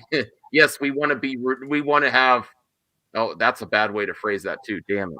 No, she is deaf, but again, having we want to give opportunities for a diverse amount of talent, but yes, not being negative, but how can a show be done with someone who is mute as the lead? You're gonna have to, it's gonna have a lot of that's I have to be careful the way I phrase this, but you're going to have strong supporting characters there's a lot of people that don't mind reading the subtitles, and I'm sure I think movies where the show, didn't speak. Well, Shape of Water, both main characters didn't speak. That's a great point, William. And the Shape of Water. Yeah, but Sally Hawkins actually can talk though. Yeah, she can talk, but she did play a mute character very well. And there's also fish sex, which I thought was very weird. Look, the movie opens with her masturbating in a tub. All right, you're in for a wild time. Yeah, when she explains the fish sex, that was with the. What's so weird about that though? But it was weird about that is Doug Jones was the actor in the suit, right? Yep, and he's a super Christian. I know Doug personally. He's a super Christian, great dude. But I thought that was so weird. I represent the Fandom Alliance Network. I'm bringing it back. Oh my god! No, stop it. Stop it, man. Max. What is this, 2019? Fan, I'm going to make a t-shirt. My lord. You got to remember your Discord password first, my guy. I'm still on Discord. I just, I go over in there once in a while to say hi. That's the deadest Discord I've ever seen. Yelena was too jokey. It's like disco. No, she's fine being jokey. It adds a nice amount of levity to it. Because the relation so well though. I know they were great together. That elevator scene was fantastic. Oh, dude. Yeah. I saw people on Twitter trying to go see they're totally in love with each other, and it's oh my god. Is this true? I wouldn't mind it if they were, but thanks still. for the info. If you thought Kingpin looked off, it's because D'Onofrio was thinner at the time, so you had to wear a fat suit for now. Is that true? I think so. Okay.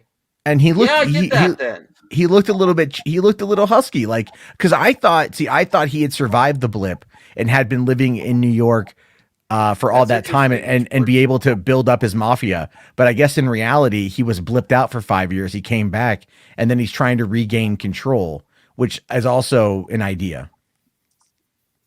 Hey, John. Hello, everyone. Yes, I agree. I really like the wrestling movie she was in. Oh, Fighting with My Family? Oh yeah, I love that movie. That was good. I haven't seen it. That's a great movie. The Rock produced it or whatever. Isn't he in it? For a little bit? He's in it for like a little bit. 10 seconds. He does a cameo in there. Okay. I mean, like, that's fine. Hey, Phil. No, it's cool. Well, hello there. Hey, how's it going, man? Good, and you? Good. Yeah, I saw you live, and I figured, okay, I'll try to hop on. Sure. Oh shit. Sorry, Raul agrees with. Are you getting tired? I'm sorry, Brian was there. Dude, I've been up. I got up at like 5 this morning, and it was and he was there waiting like, for me when I was an hour late. I appreciate that, Brian. No, it was cool. I figured I'd give people updates. Wait, so Max, were you actually asleep, or were you like running errands to like get Christmas stuff done? I was running errands. Sleep. No, his wife busted him out earlier. Dude, he was legit sleeping. Oh, okay. No, you can't say that like Aaron shit. I talked to you on the phone. You're like, hello.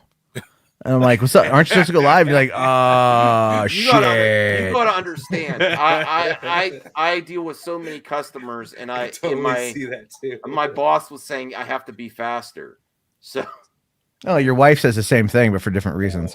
Hey-o. Oh, come on. Faster? No, I got the fast taken care of. What?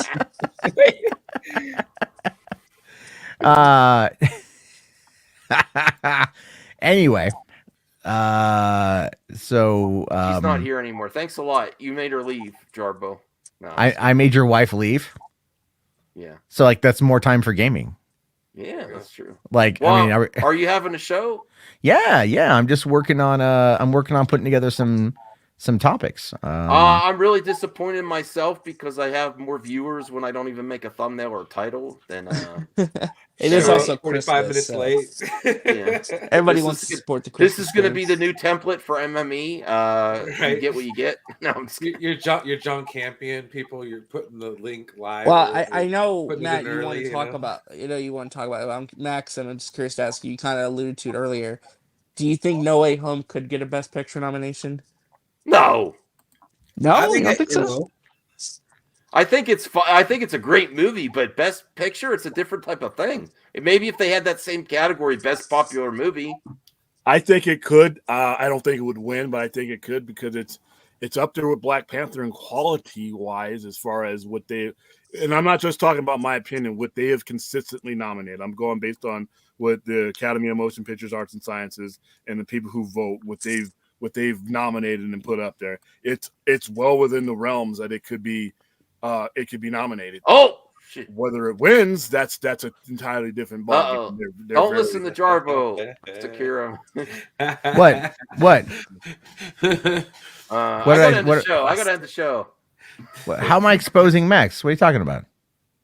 What? Talking about faster. Oh, for sleeping, taking a nap. I'm just saying, like, some people get there real quick. Yeah. That's you know. Well, here's the thing, though, right? I feel like they might nominate it not just because of a ratings thing too, but also the emotion tied to it. That this is kind of the movie that like might have saved movie theaters too. There's like a cultural significance to this movie in kind of a weird sense, you know. So. Oh well, here's the thing, kind of off topic to that. Did you guys see that George Miller clip going around today? The what? The George Miller clip talking about how Superman is boring. Oh, where he talked about Superman. Yes. So that guy, I went to go find that clip because I was going to download it, and the dude protected his account. I don't know why, but that sucks because I really wanted to. It might have been because people really did not like what he had to say, what George Miller had to say. They were probably like ratioing him a quote tweet saying George Miller's wrong. Yeah, but the account is called Snyder Content at Snyder Content. So like that's the account. That's weird, but I don't know. I don't know. I mean, like I can't look at the. I believe that Jarbo. I believe that George Miller interview was on IGN. It should be on YouTube somewhere. It should be. I'll see if I can find it on Twitter. Well, according to Geekossi, this new deal with Sony and Marvel is going to really open up for future possibilities. What do you think of Blade versus Morbius? Wait. Just for context, what new deal? Are they starting a new deal soon? there was another article on Geekosity saying about a new. Well, I guess we'll go to that first. So Geekosity say that they are going to sign a new deal with Marvel and Sony. Hold on a second. Because I mean, I believe that's possible. I just want to make sure we know what we're talking about, you know, or at least I know what I'm talking about. Because what the hell? Where is that? Hold on a second. I saw them talking about that with Mahershala Ali and Jared Leto being very interested and obviously, you know, going back and forth with each other. I didn't know there was any structured deal. That would just be literally a pick up the phone. We would like you to be in this movie, vice versa. Well, which would it be though? Would Leto be in the would Leto be in the Blade movie, or would Mahershala Ali jump to the Morbius sequel? Mahershala Ali would probably jump to the Morbius because it's kind of a one-way trade. Spider-Man can go into the Marvel movies, and Marvel characters can go into the Spider-Man movies, but not vice versa. All right, that's how it was reported to me a long time ago. Spider-Man writes Sony and Disney strike long-term deal. If it's a long-term deal, that I'm assuming that's where they're also getting the potential Blade and Morbius crossover film. That was something that they've been talking about since the concept of since Mahershala Ali was announced as Blade. That was something that, you know, that's not anything. I don't see that as a fish. That's something that they would just do. They wouldn't really need a deal in place for that. War over November, Spider-Man producer Amy Pascal acknowledged another trilogy with Disney. According to insiders, the new Sony-Disney contract is set in stone as something close to permanent. Marvel Studios president Kevin Feige plans films years in advance. He couldn't stomach another contractual wrench. Okay, I don't know. All we do know for sure, though, is all this money coming in right now. It sounds like to me they're saying that they struck a deal that will basically be a permanent partnership, which seems to be pretty accurate. Merry Christmas, buddy. I mean, we're talking Spider-Man hitting literally $1 billion in the first week. Like literally the first 8 days, $1 billion. That is insane. During a pandemic as well, when nothing's made $1 billion since 2019. Yeah, they need to get Garfield on. They need to announce Amazing Spider-Man 3 like sooner than later. To me, if you want to make some more money, and capitalize on it, why not? We're not going to get Spider-Man 4, but we might get. I think you're misunderstanding. It's not saying they're giving up the Spider-Man rights. It's they're saying sharing. They're making a new deal to both make profits to share characters. I think even though it's Disney and Marvel MCU, it's also to a point where there's so many characters that let's talk about this again really quickly from the contractual perspective. Not this new deal, but originally what happened when Sony got the rights or Columbia Pictures got the rights. They have to make a Spider-Man movie every couple of years, or else they lose the rights and they go back to Marvel. I think the maximum break they can take is like 3 or 4 years. Yeah, something like that. They have to keep working on these movies. If Sony Pictures sells Columbia Pictures, the rights automatically return to Marvel. They're non-transferable. So in this particular case, Sony is basically stuck. They've already tied their wagon to Marvel for Spider-Man. The movies have proven to be super successful, 2 of them hitting $1 billion, and the character's legacy is now set in stone for the foreseeable future. So having a deal with them to continue that partnership, but then also find ways to tap into the larger MCU is only beneficial for Sony. Only. Yeah. It will not impact the greater MCU negatively in any capacity, not one. And all they have to do if it ever does get to be that bad is find a way to tie it in together, retcon some story stuff, make it part of the MCU, and fans are going to be perfectly fine with it. Should I revisit MacGruber? Yes. No. Yes.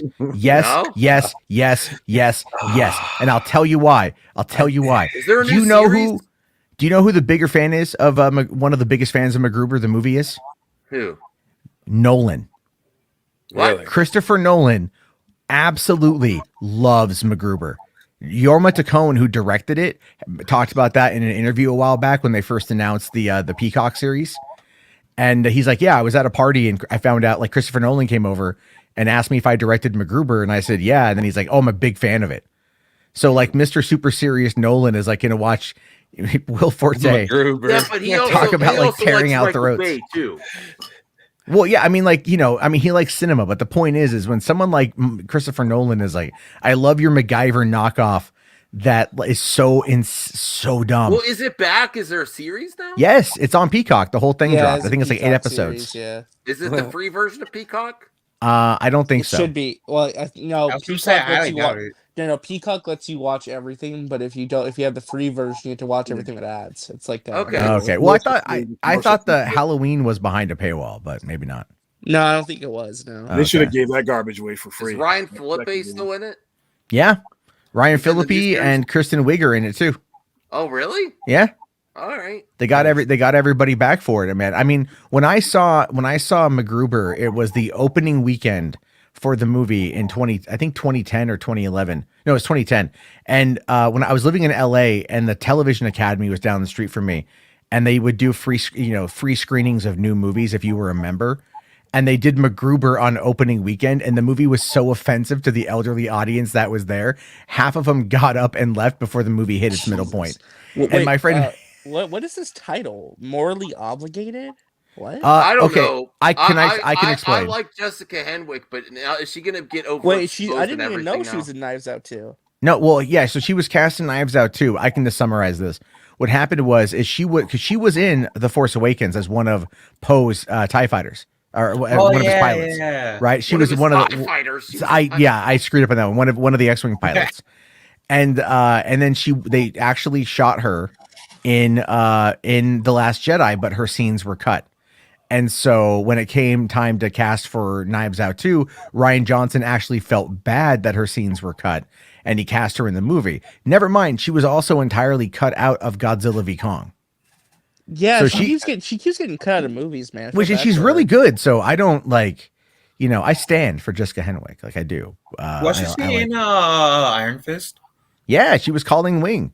That's why she didn't. Recognize her. That's why she didn't go and so she knew that Charlie Cox was going to be Daredevil again because she's known for years. They all talk to each other still. They have phone conversations and stuff, and they all knew Charlie was coming back. Yeah, so she said no to being in Shang-Chi because she's like, I want to wait and get the opportunity to come back as Khalid. Yeah, which is great. Which is that's really cool. So I'm very happy for her. I really wish her well. Did you guys see though that Peter Dinklage defended the ending of Game of Thrones? Yeah, and I love Peter Dinklage, but he was so right about that too. I even told that my dad did not care for the ending, and he's a huge Game of Thrones fan, and we talked about that tonight. And he's all like, "Well, Dinklage is kind of right." Well, what did Dinklage basically say? He said people were upset that the pretty white people didn't get what they wanted, didn't get a happily ever after. And the thing is, he's not wrong. He's not wrong, man. That's a cop out. It's not a cop out. It's not a cop out. Daenerys was never going to survive. I'll tell you why I had an issue with it. For all these seasons up until after episode 3 of this entire series, they were consistent in following through and giving you a certain type of storyline, and that just fell apart after midway through episode 4 of season 8.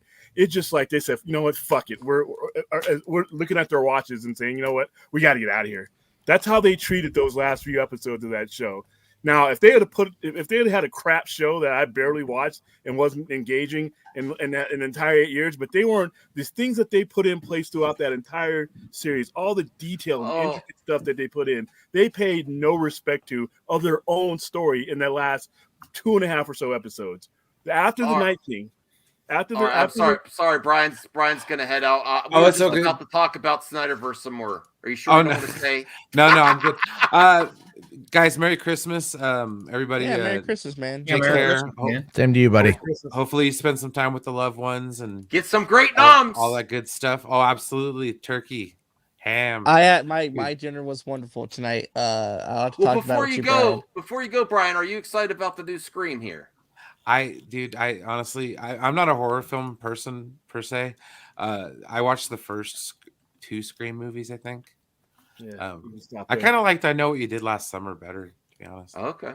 Did you see the Amazon series, Brian? For I Know What You Did Last Summer. No, I didn't know there was one. They did a reboot, and it was like an 8-episode series or something. Oh, nice. And so I think it's going to be. I hear it's good. I need to watch it. That's kind of my goal for 2022 is to watch more stuff, and to like dive in and have conversations. So there you go. I'm excited about Scream coming back. Yeah, we get to promote it. So we got a bunch of ghost masks that I got to give away. We'll have a good one. Have a good one with your family. Absolutely. Hopefully we can get out there. They say that we're supposed to get a little bit of snow tomorrow, so we'll see. Oh, dude, Washington's going to get hit. Oh gosh, Washington. Dude, I remember. Oof. Oh no! Even this morning, I woke up. My daughter runs in their bedroom. She's like, "Daddy, Daddy, Daddy, it's snowing." And I'm like, "Oh fuck!" Yeah, but you can go build a snowman. Nah, fuck, dude. The snow here. Parson Browns. The snow here doesn't work like that. It comes down. It doesn't go away either, but it doesn't. It's not really like moldable. You know, it packs in real deep. And my dad, like that sloshy kind of snow. It's not really sloshy, but it's like it's not like. It's fine, but it's not like it's hard to make it roll around and everything. My dad came by today and he's like, yeah, we're looking at like 7 to 10 inches, I think, by the end of the weekend. I'm like, fuck, man. I'm like, well, there goes any opportunity to get any work done. There, Brian? Yeah, I was gonna say, dude, that kills like anything. Like even me, our DoorDash deliveries, half of the roads are not serviceable, so you can't get anything. So well, I mean, I can't. Well, I mean, where I live is so remote that like we have to wait for the city to send plows out in order to plow our driveway, and then like my driveway's on an incline, and so I'll go and I'll shovel it out, because that's how I kill the time. And I go out there and I shovel it, and then the next morning the plows come by and they've just totally caked my driveway again. And I'm like, there's no point. Like I'm just wasting time and energy and shit.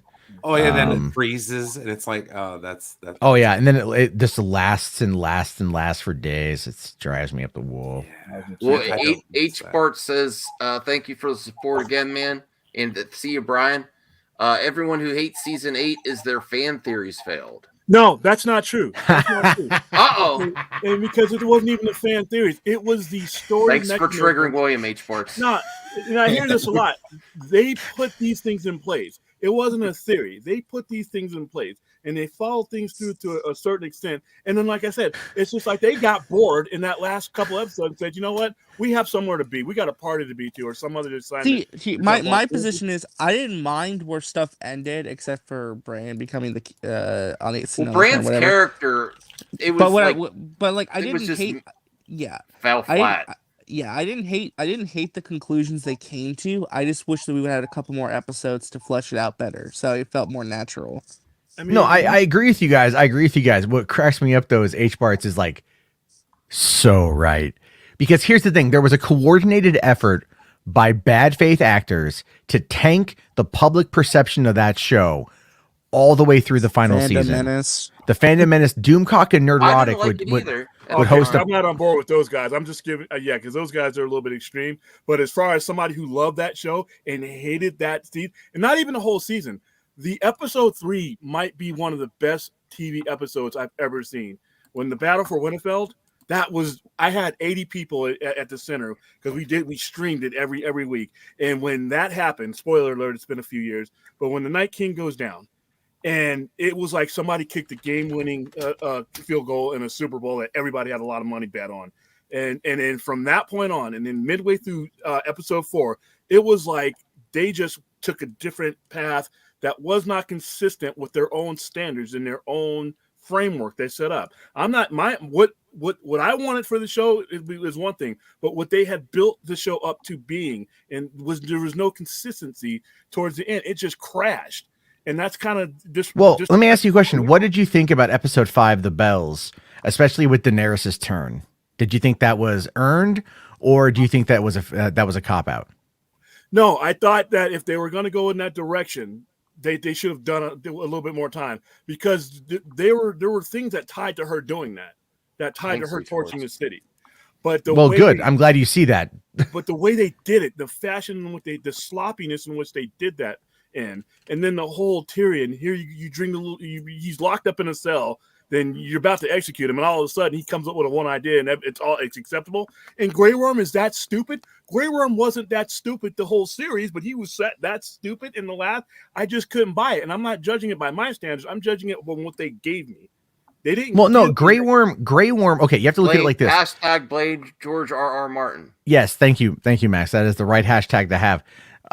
No, when you look at Grey Worm, was he believed in Daenerys, wholeheartedly believed in her, and then you also had I forget her name, Natalie Emmanuel's character. Melisandre. Not Melisandre. That was Melisandre, that was it. Yeah. So I know some of those names get a little bit confusing because they sound so similar. The but other one was the red woman. Yeah. Her death was weird, but okay. No, Melisandre had died. He watched Melisandre get beheaded. He was furious. He was angry. And the thing is the Unsullied. Those guys were soldiers, but they needed a leader. They needed something to fight for, and he believed in Daenerys. So I never once questioned his motivations, like why he did what he did, because it's like, no, this guy is pissed. He is furious, and he's gonna. But I forgot. Hey Phil, how are you doing, the Jon Snow thing? Oh, I'm doing good. Wait, what about the Jon Snow thing? Where he's like, okay, well, we're okay with it as long as he gets exiled. I'm like, and then you leave. Like, what's to stop him from coming back and be like, okay? Because John never wanted to be the king. That was the whole thing. It was always that reluctant acceptance to destiny. He never wanted it, but destiny kept putting him towards it. So at the end, he could have fought for it. He probably would have ultimately won because he would have been seen as the true king and the true winner. But at the end, he chose to be exiled and to go to where he felt to get away from all that, which was going with the wildlings to the north. And Bran had basically like come on in and he played the game. However you want to look at it, the game was never set, but Bran came on in and he manipulated everyone to get to that point. And I mean, don't get me wrong, I rolled my eyes like crazy when he was like, yeah, why else do you think I came all this way? I was like, oh my God, I hated that line. But I understood it. Bran was like, we always viewed Bran as being the innocent three-eyed raven, that he was always like just part of destiny, that he was never in control, but he was in control the whole fucking time. And that's the whole point, is like, once he realized that, he just took the power. And nobody, and that was the whole issue, was they were like, okay, we need something different. Bran the Broken, who is going to be fair, who is going to be respectful, who is going to lead us to a new age. That is something we can rally around. It's not Jon Snow, who's a bastard. It's because Bran Stark is of noble blood. It's not a Lannister. It's not a Baratheon. It is the star thing do. The what? In StreamYard, what's the star? Oh, you can star and that way you do. Oh, you can start comments and then go highlight them later on. Yeah, that's what I do for super chats. So if you lose it helps you. That way you don't lose super chats. But what Peter Dinklage said, the reason why, that's not the reason why I had an issue with it, and that's not a reason a lot of people that I know had an issue with it. I mean, I'm not disputing that there are people that are like that, but I think that's a little bit of a blanket to be thrown over. I love the show overall. That season, those last couple episodes, doesn't ruin the show for me. I was just disappointed because, like I said, you gave me quality and cohesiveness all the way up until this, and it was like you left the party. It did feel like they were kind of rushing to the end, though. It's like they were just over and wanted to move on. Here's the thing, though, is like what we're also talking about here is a massive amount of execution, and what went into that. Like, they shot 84 days at night in order to do the Battle for Winterfell. They had to shoot it very quickly during the winter because winter was coming. They were very much relegated to like. Isn't that ironic, though? Yes, it is ironic, but at the end of the day, they're still constrained by natural weather. Like they are literally. And thank God they shot that way, because that was that's one of the greatest cinematic battles in the history of any production ever. Yeah, go on YouTube, go on the HBO channel, and you can find the behind the scenes documentaries are like an hour long. Oh, I've watched them all. Of everything they did. It was amazing. The Bells episode is so cool because it shows you like how they did everything and like how they shot the episode and everything that went into it. Like the amount of work and effort they put into the production, I think adds to it immensely. Now, granted, there were elements of the plot that they did rush through. I personally would have hoped that the Battle of the Bastards would have been better. I wanted more when you've got, dude, how much better could that have been, man? That had. Well, no, it was great. The Bastards was still fucking incredible. It was incredible, but like I think part of me wanted it to be like the fact that he was like a zombie at that point. Like the mountain was kind of was kind of a I get all that, like he'd been there for a while, but I wanted like Oh, I wanted the Hound. Between the Hound and the battle. Oh, sorry, I'm thinking of sorry. Okay, The Battle of the Bastards is something else. That was my mistake. But I'm thinking like the what did they call that? What did they call that matchup? What was that matchup called? The Game Bowl. The game, yeah. I mean, for one, like the Hound became one of my favorite characters towards the end. Like just hands down, I love that guy. I never rewatched it, but I'm more excited for the new series though. Yeah, House of the Dragon. That's going to be good. House of that's the going Dragon to be. should be good. It should be good. I think. Well, considering how much money they're putting into it, 10 million episodes, right? Well, and also not only that, Snyder is so amazing doing Justice League 2 and Rebel Moon. Wow. I'm just kidding. Zack Snyder's gun casting is Star Wars inspired Netflix. You think it's going to be really Star Wars inspired? Yeah. As much as a Kurosawa inspired Star Wars, I guess. I mean, I guess. Well, do you think he's going to do the same? It's like a month old. Sophia. Yeah, Max, are you just like going through old articles? What you doing here, man? Yeah, is he going to do the same for Gal? Like, yeah, he's the one that cast Gal Gadot. Well, Sophia Butella's she's been around for a while, but she was really hot. She was fantastic in Kingsman, and she was the best part of the Mummy movie. So yeah, she's a really good actress. But she hasn't really got a lot of. She's not really trending yet. Is he going to do the same thing for her? Like Gal Gadot was around before. I would hope so. I hope he does. She's been in a lot of French movies too. I mean, do you think this is going to be the all the modeling role too. where she's like people are going to start paying attention to her? Oh, she was in Atomic Blonde. She was great in Atomic Blonde. She was barely in Atomic. All you saw her in Atomic Blonde was making out and having sex with Charlize Theron. Oh, no, come on. And that was great. She. I'm not. No, RJ, I'm with you on that one. But William's like, no, come on, dude, come on. Come on, you didn't let. Dude. You could. No, she barely had a part in Atomic Blonde. Hey, she played her role. She did play the role. She did play the role. By the way, that's a very underrated movie. That movie doesn't get a lot of. It's slow as hell. It's slow as hell, but it's pretty good. It brought the violence though in the way that wow. Yeah, I know. I really liked it. That's the whole thing with David Leitch as a director. Is like he can do action and violence really well, but I do feel like his storytelling abilities aren't as good as like Chad Stileski, because I feel like the John Wick movies have like really built, because they co-directed the first one, and then that's what put him on the map. But like John Wick has gone a very lore heavy world building that a lot of people like, whereas David Leitch has kind of gone off to do Deadpool 2. The story wasn't as good. It didn't have as much heart that went into it. I still love Deadpool 2 though. Yeah, but Deadpool 1 is better. Movie. Deadpool 1 is a better movie. Yeah. It's just, it has heart. Yeah. It has heart in it. The whole, like, I feel Tim Miller, the way Tim Miller directs, he put a lot of heart into Deadpool. And then when you go and you watch Terminator Dark Fate, I think there's a lot of heart in Terminator Dark Fate too. One of the reasons why I loved it as much as I did was because of that. But then again, a lot of people aren't ready for that conversation. But that's okay. Loved it. Hey, can we answer Roosevelt Cavazos' question here, and we'll end the show soon? Roosevelt Cavazos, if Zack Snyder don't cast Ray Fisher, Rebel Moon, ask yourself why Zack won't cast Ray Fisher. Well, my question would be, why does he need to cast Ray Fisher? He's going to cast who he needs to cast, who fits the part. True, but he likes to keep his stable of actors and actresses. Well, what I'm trying to say though, Max, that if he doesn't, it's not a slight against Ray Fisher. I'm sure he's going to work with Zack again in the future. I would love to see him be in Rebel Moon, obviously, but if he's not, it's not some condemnation against Ray Fisher either. My take on it is this: if Ray Fisher, I kind of agree.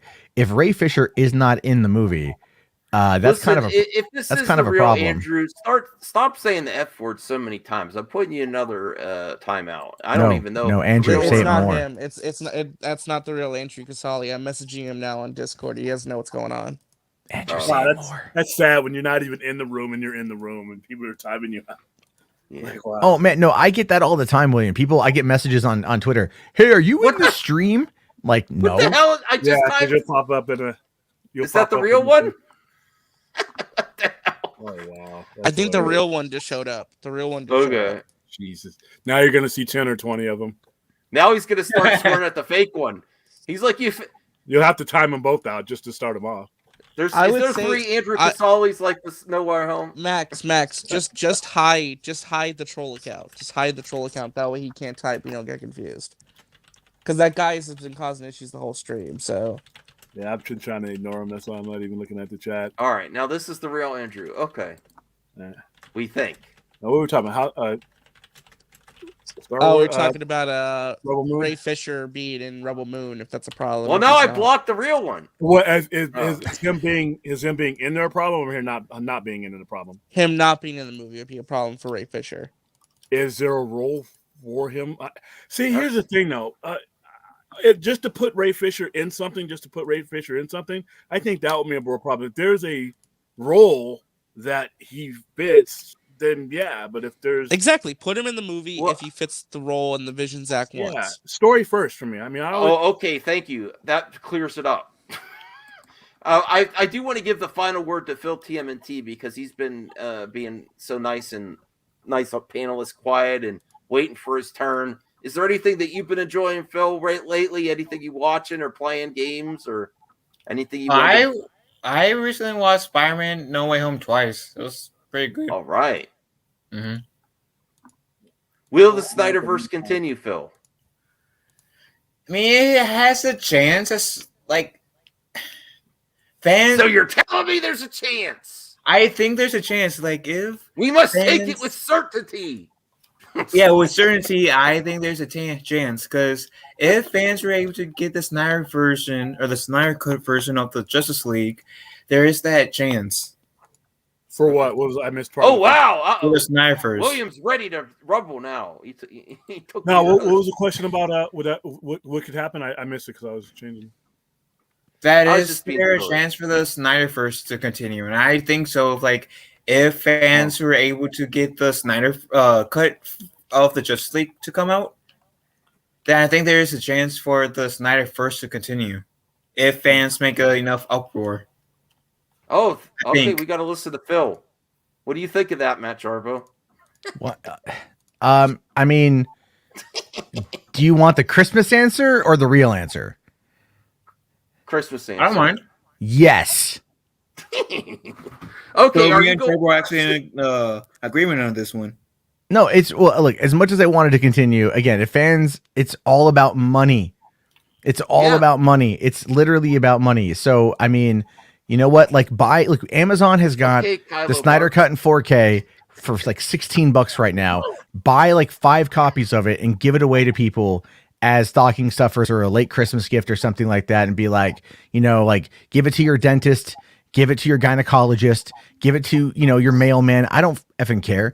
Give it to somebody who hasn't maybe seen it and go have you heard the word of Zack Snyder?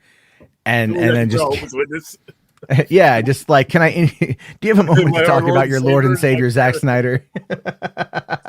Hey, listen, I will check it out. I'm still waiting on a sequel to Alita Battle Angel, and I've been campaigning for that for 3 years at this point, almost. What about Alita? If I can campaign for that sequel to come out for 3 years, anything's possible. Well, and Robert Rodriguez did say that. Dude, why, Andrew? We already blocked him. Why are you? Who are you, man? Are there look. two arguing in the chat? I don't know what's going on. Good, let him argue. Let him fight. Let him fight. Let him fight.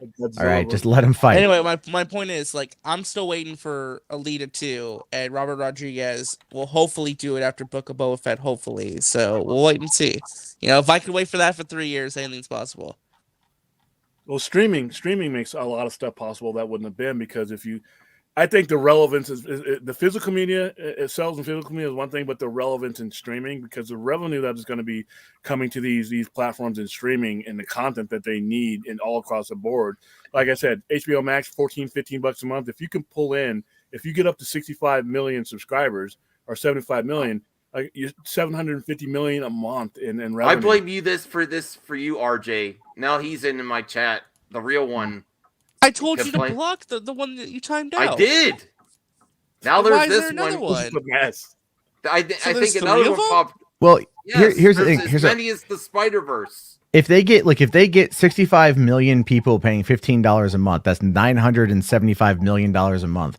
I mean, and there's also licensing fees and all that shit as well. But there's a lot there that that can work out, you know? Well, and see, when you're talking about budgeting, okay, so obviously the first thing will be cost. But when you're talking about streaming, not only are you talking about your subscribers, but when you're talking about a company like Warner Brothers, you can put some of this stuff on TV and then you can reap ad revenue. Every time I'm watching wrestling on TNT or watching Justice League or something on TNT, they're getting ad revenue from that outside of subscribers and outside of all these things. So, and then they're selling them to other networks. Other networks are buying these things. And then in some cases, other platforms outside of HBO Max have the ability to purchase these things. So there's money there. You know, well, there is money there. There is money there, but it's also how much of a cut you get. Outside of the United States, that cut starts to dwindle pretty heavily. I did just get this in the mail, and I might appear on Matt Jarbo's stream, so I got to end this soon. I got to start. I got to start because it's showtime for mine, and everything else. So keep the party started at the theater, the $3 theater. So if you guys want to continue, why? If you want to, actually. I'll post it up here. I'll post it in the private chat because I don't have your stream brought up. So there you go. You want to post that in the chat. If you guys want to head over, check that out. We're gonna be starting up here in a second, and it's gonna be all Merry good. So Christmas, everyone. Merry Christmas, motherfucker. It is now. Wow. It is now Christmas. Here you go. It's a Christmas for me in 13 minutes. So. Yeah, same here.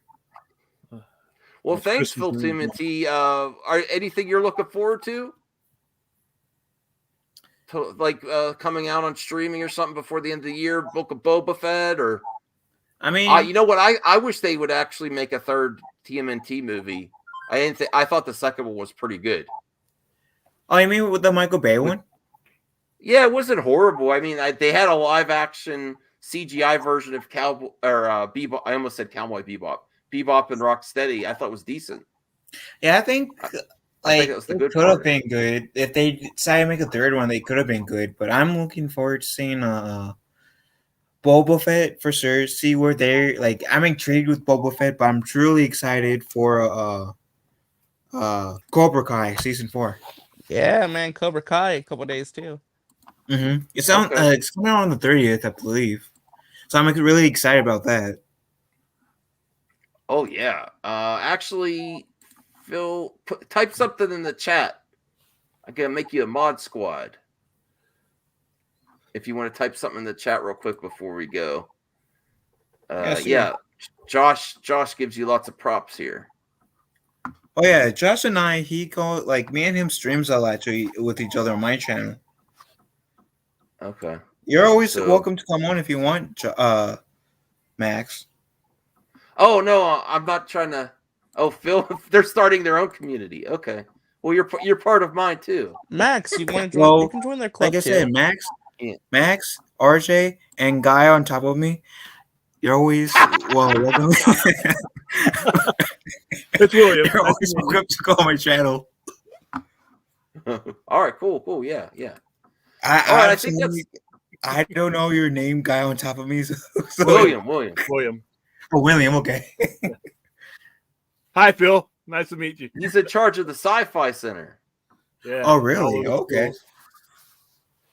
Yeah, they hold some events there. It's really cool. Really good guy in the community. Oh, anything nice you want to leave on? We're going to end right at 2 hours. So anything that you want to leave, say in the finale, RJ and William. Merry Christmas, Happy New Year, and just. That's about it, man. I mean, that's all I can really made it to another Christmas. And restore the Snyderverse. The last 2 years. Are we still what? And restore the Snyderverse. Conclude the Snyderverse.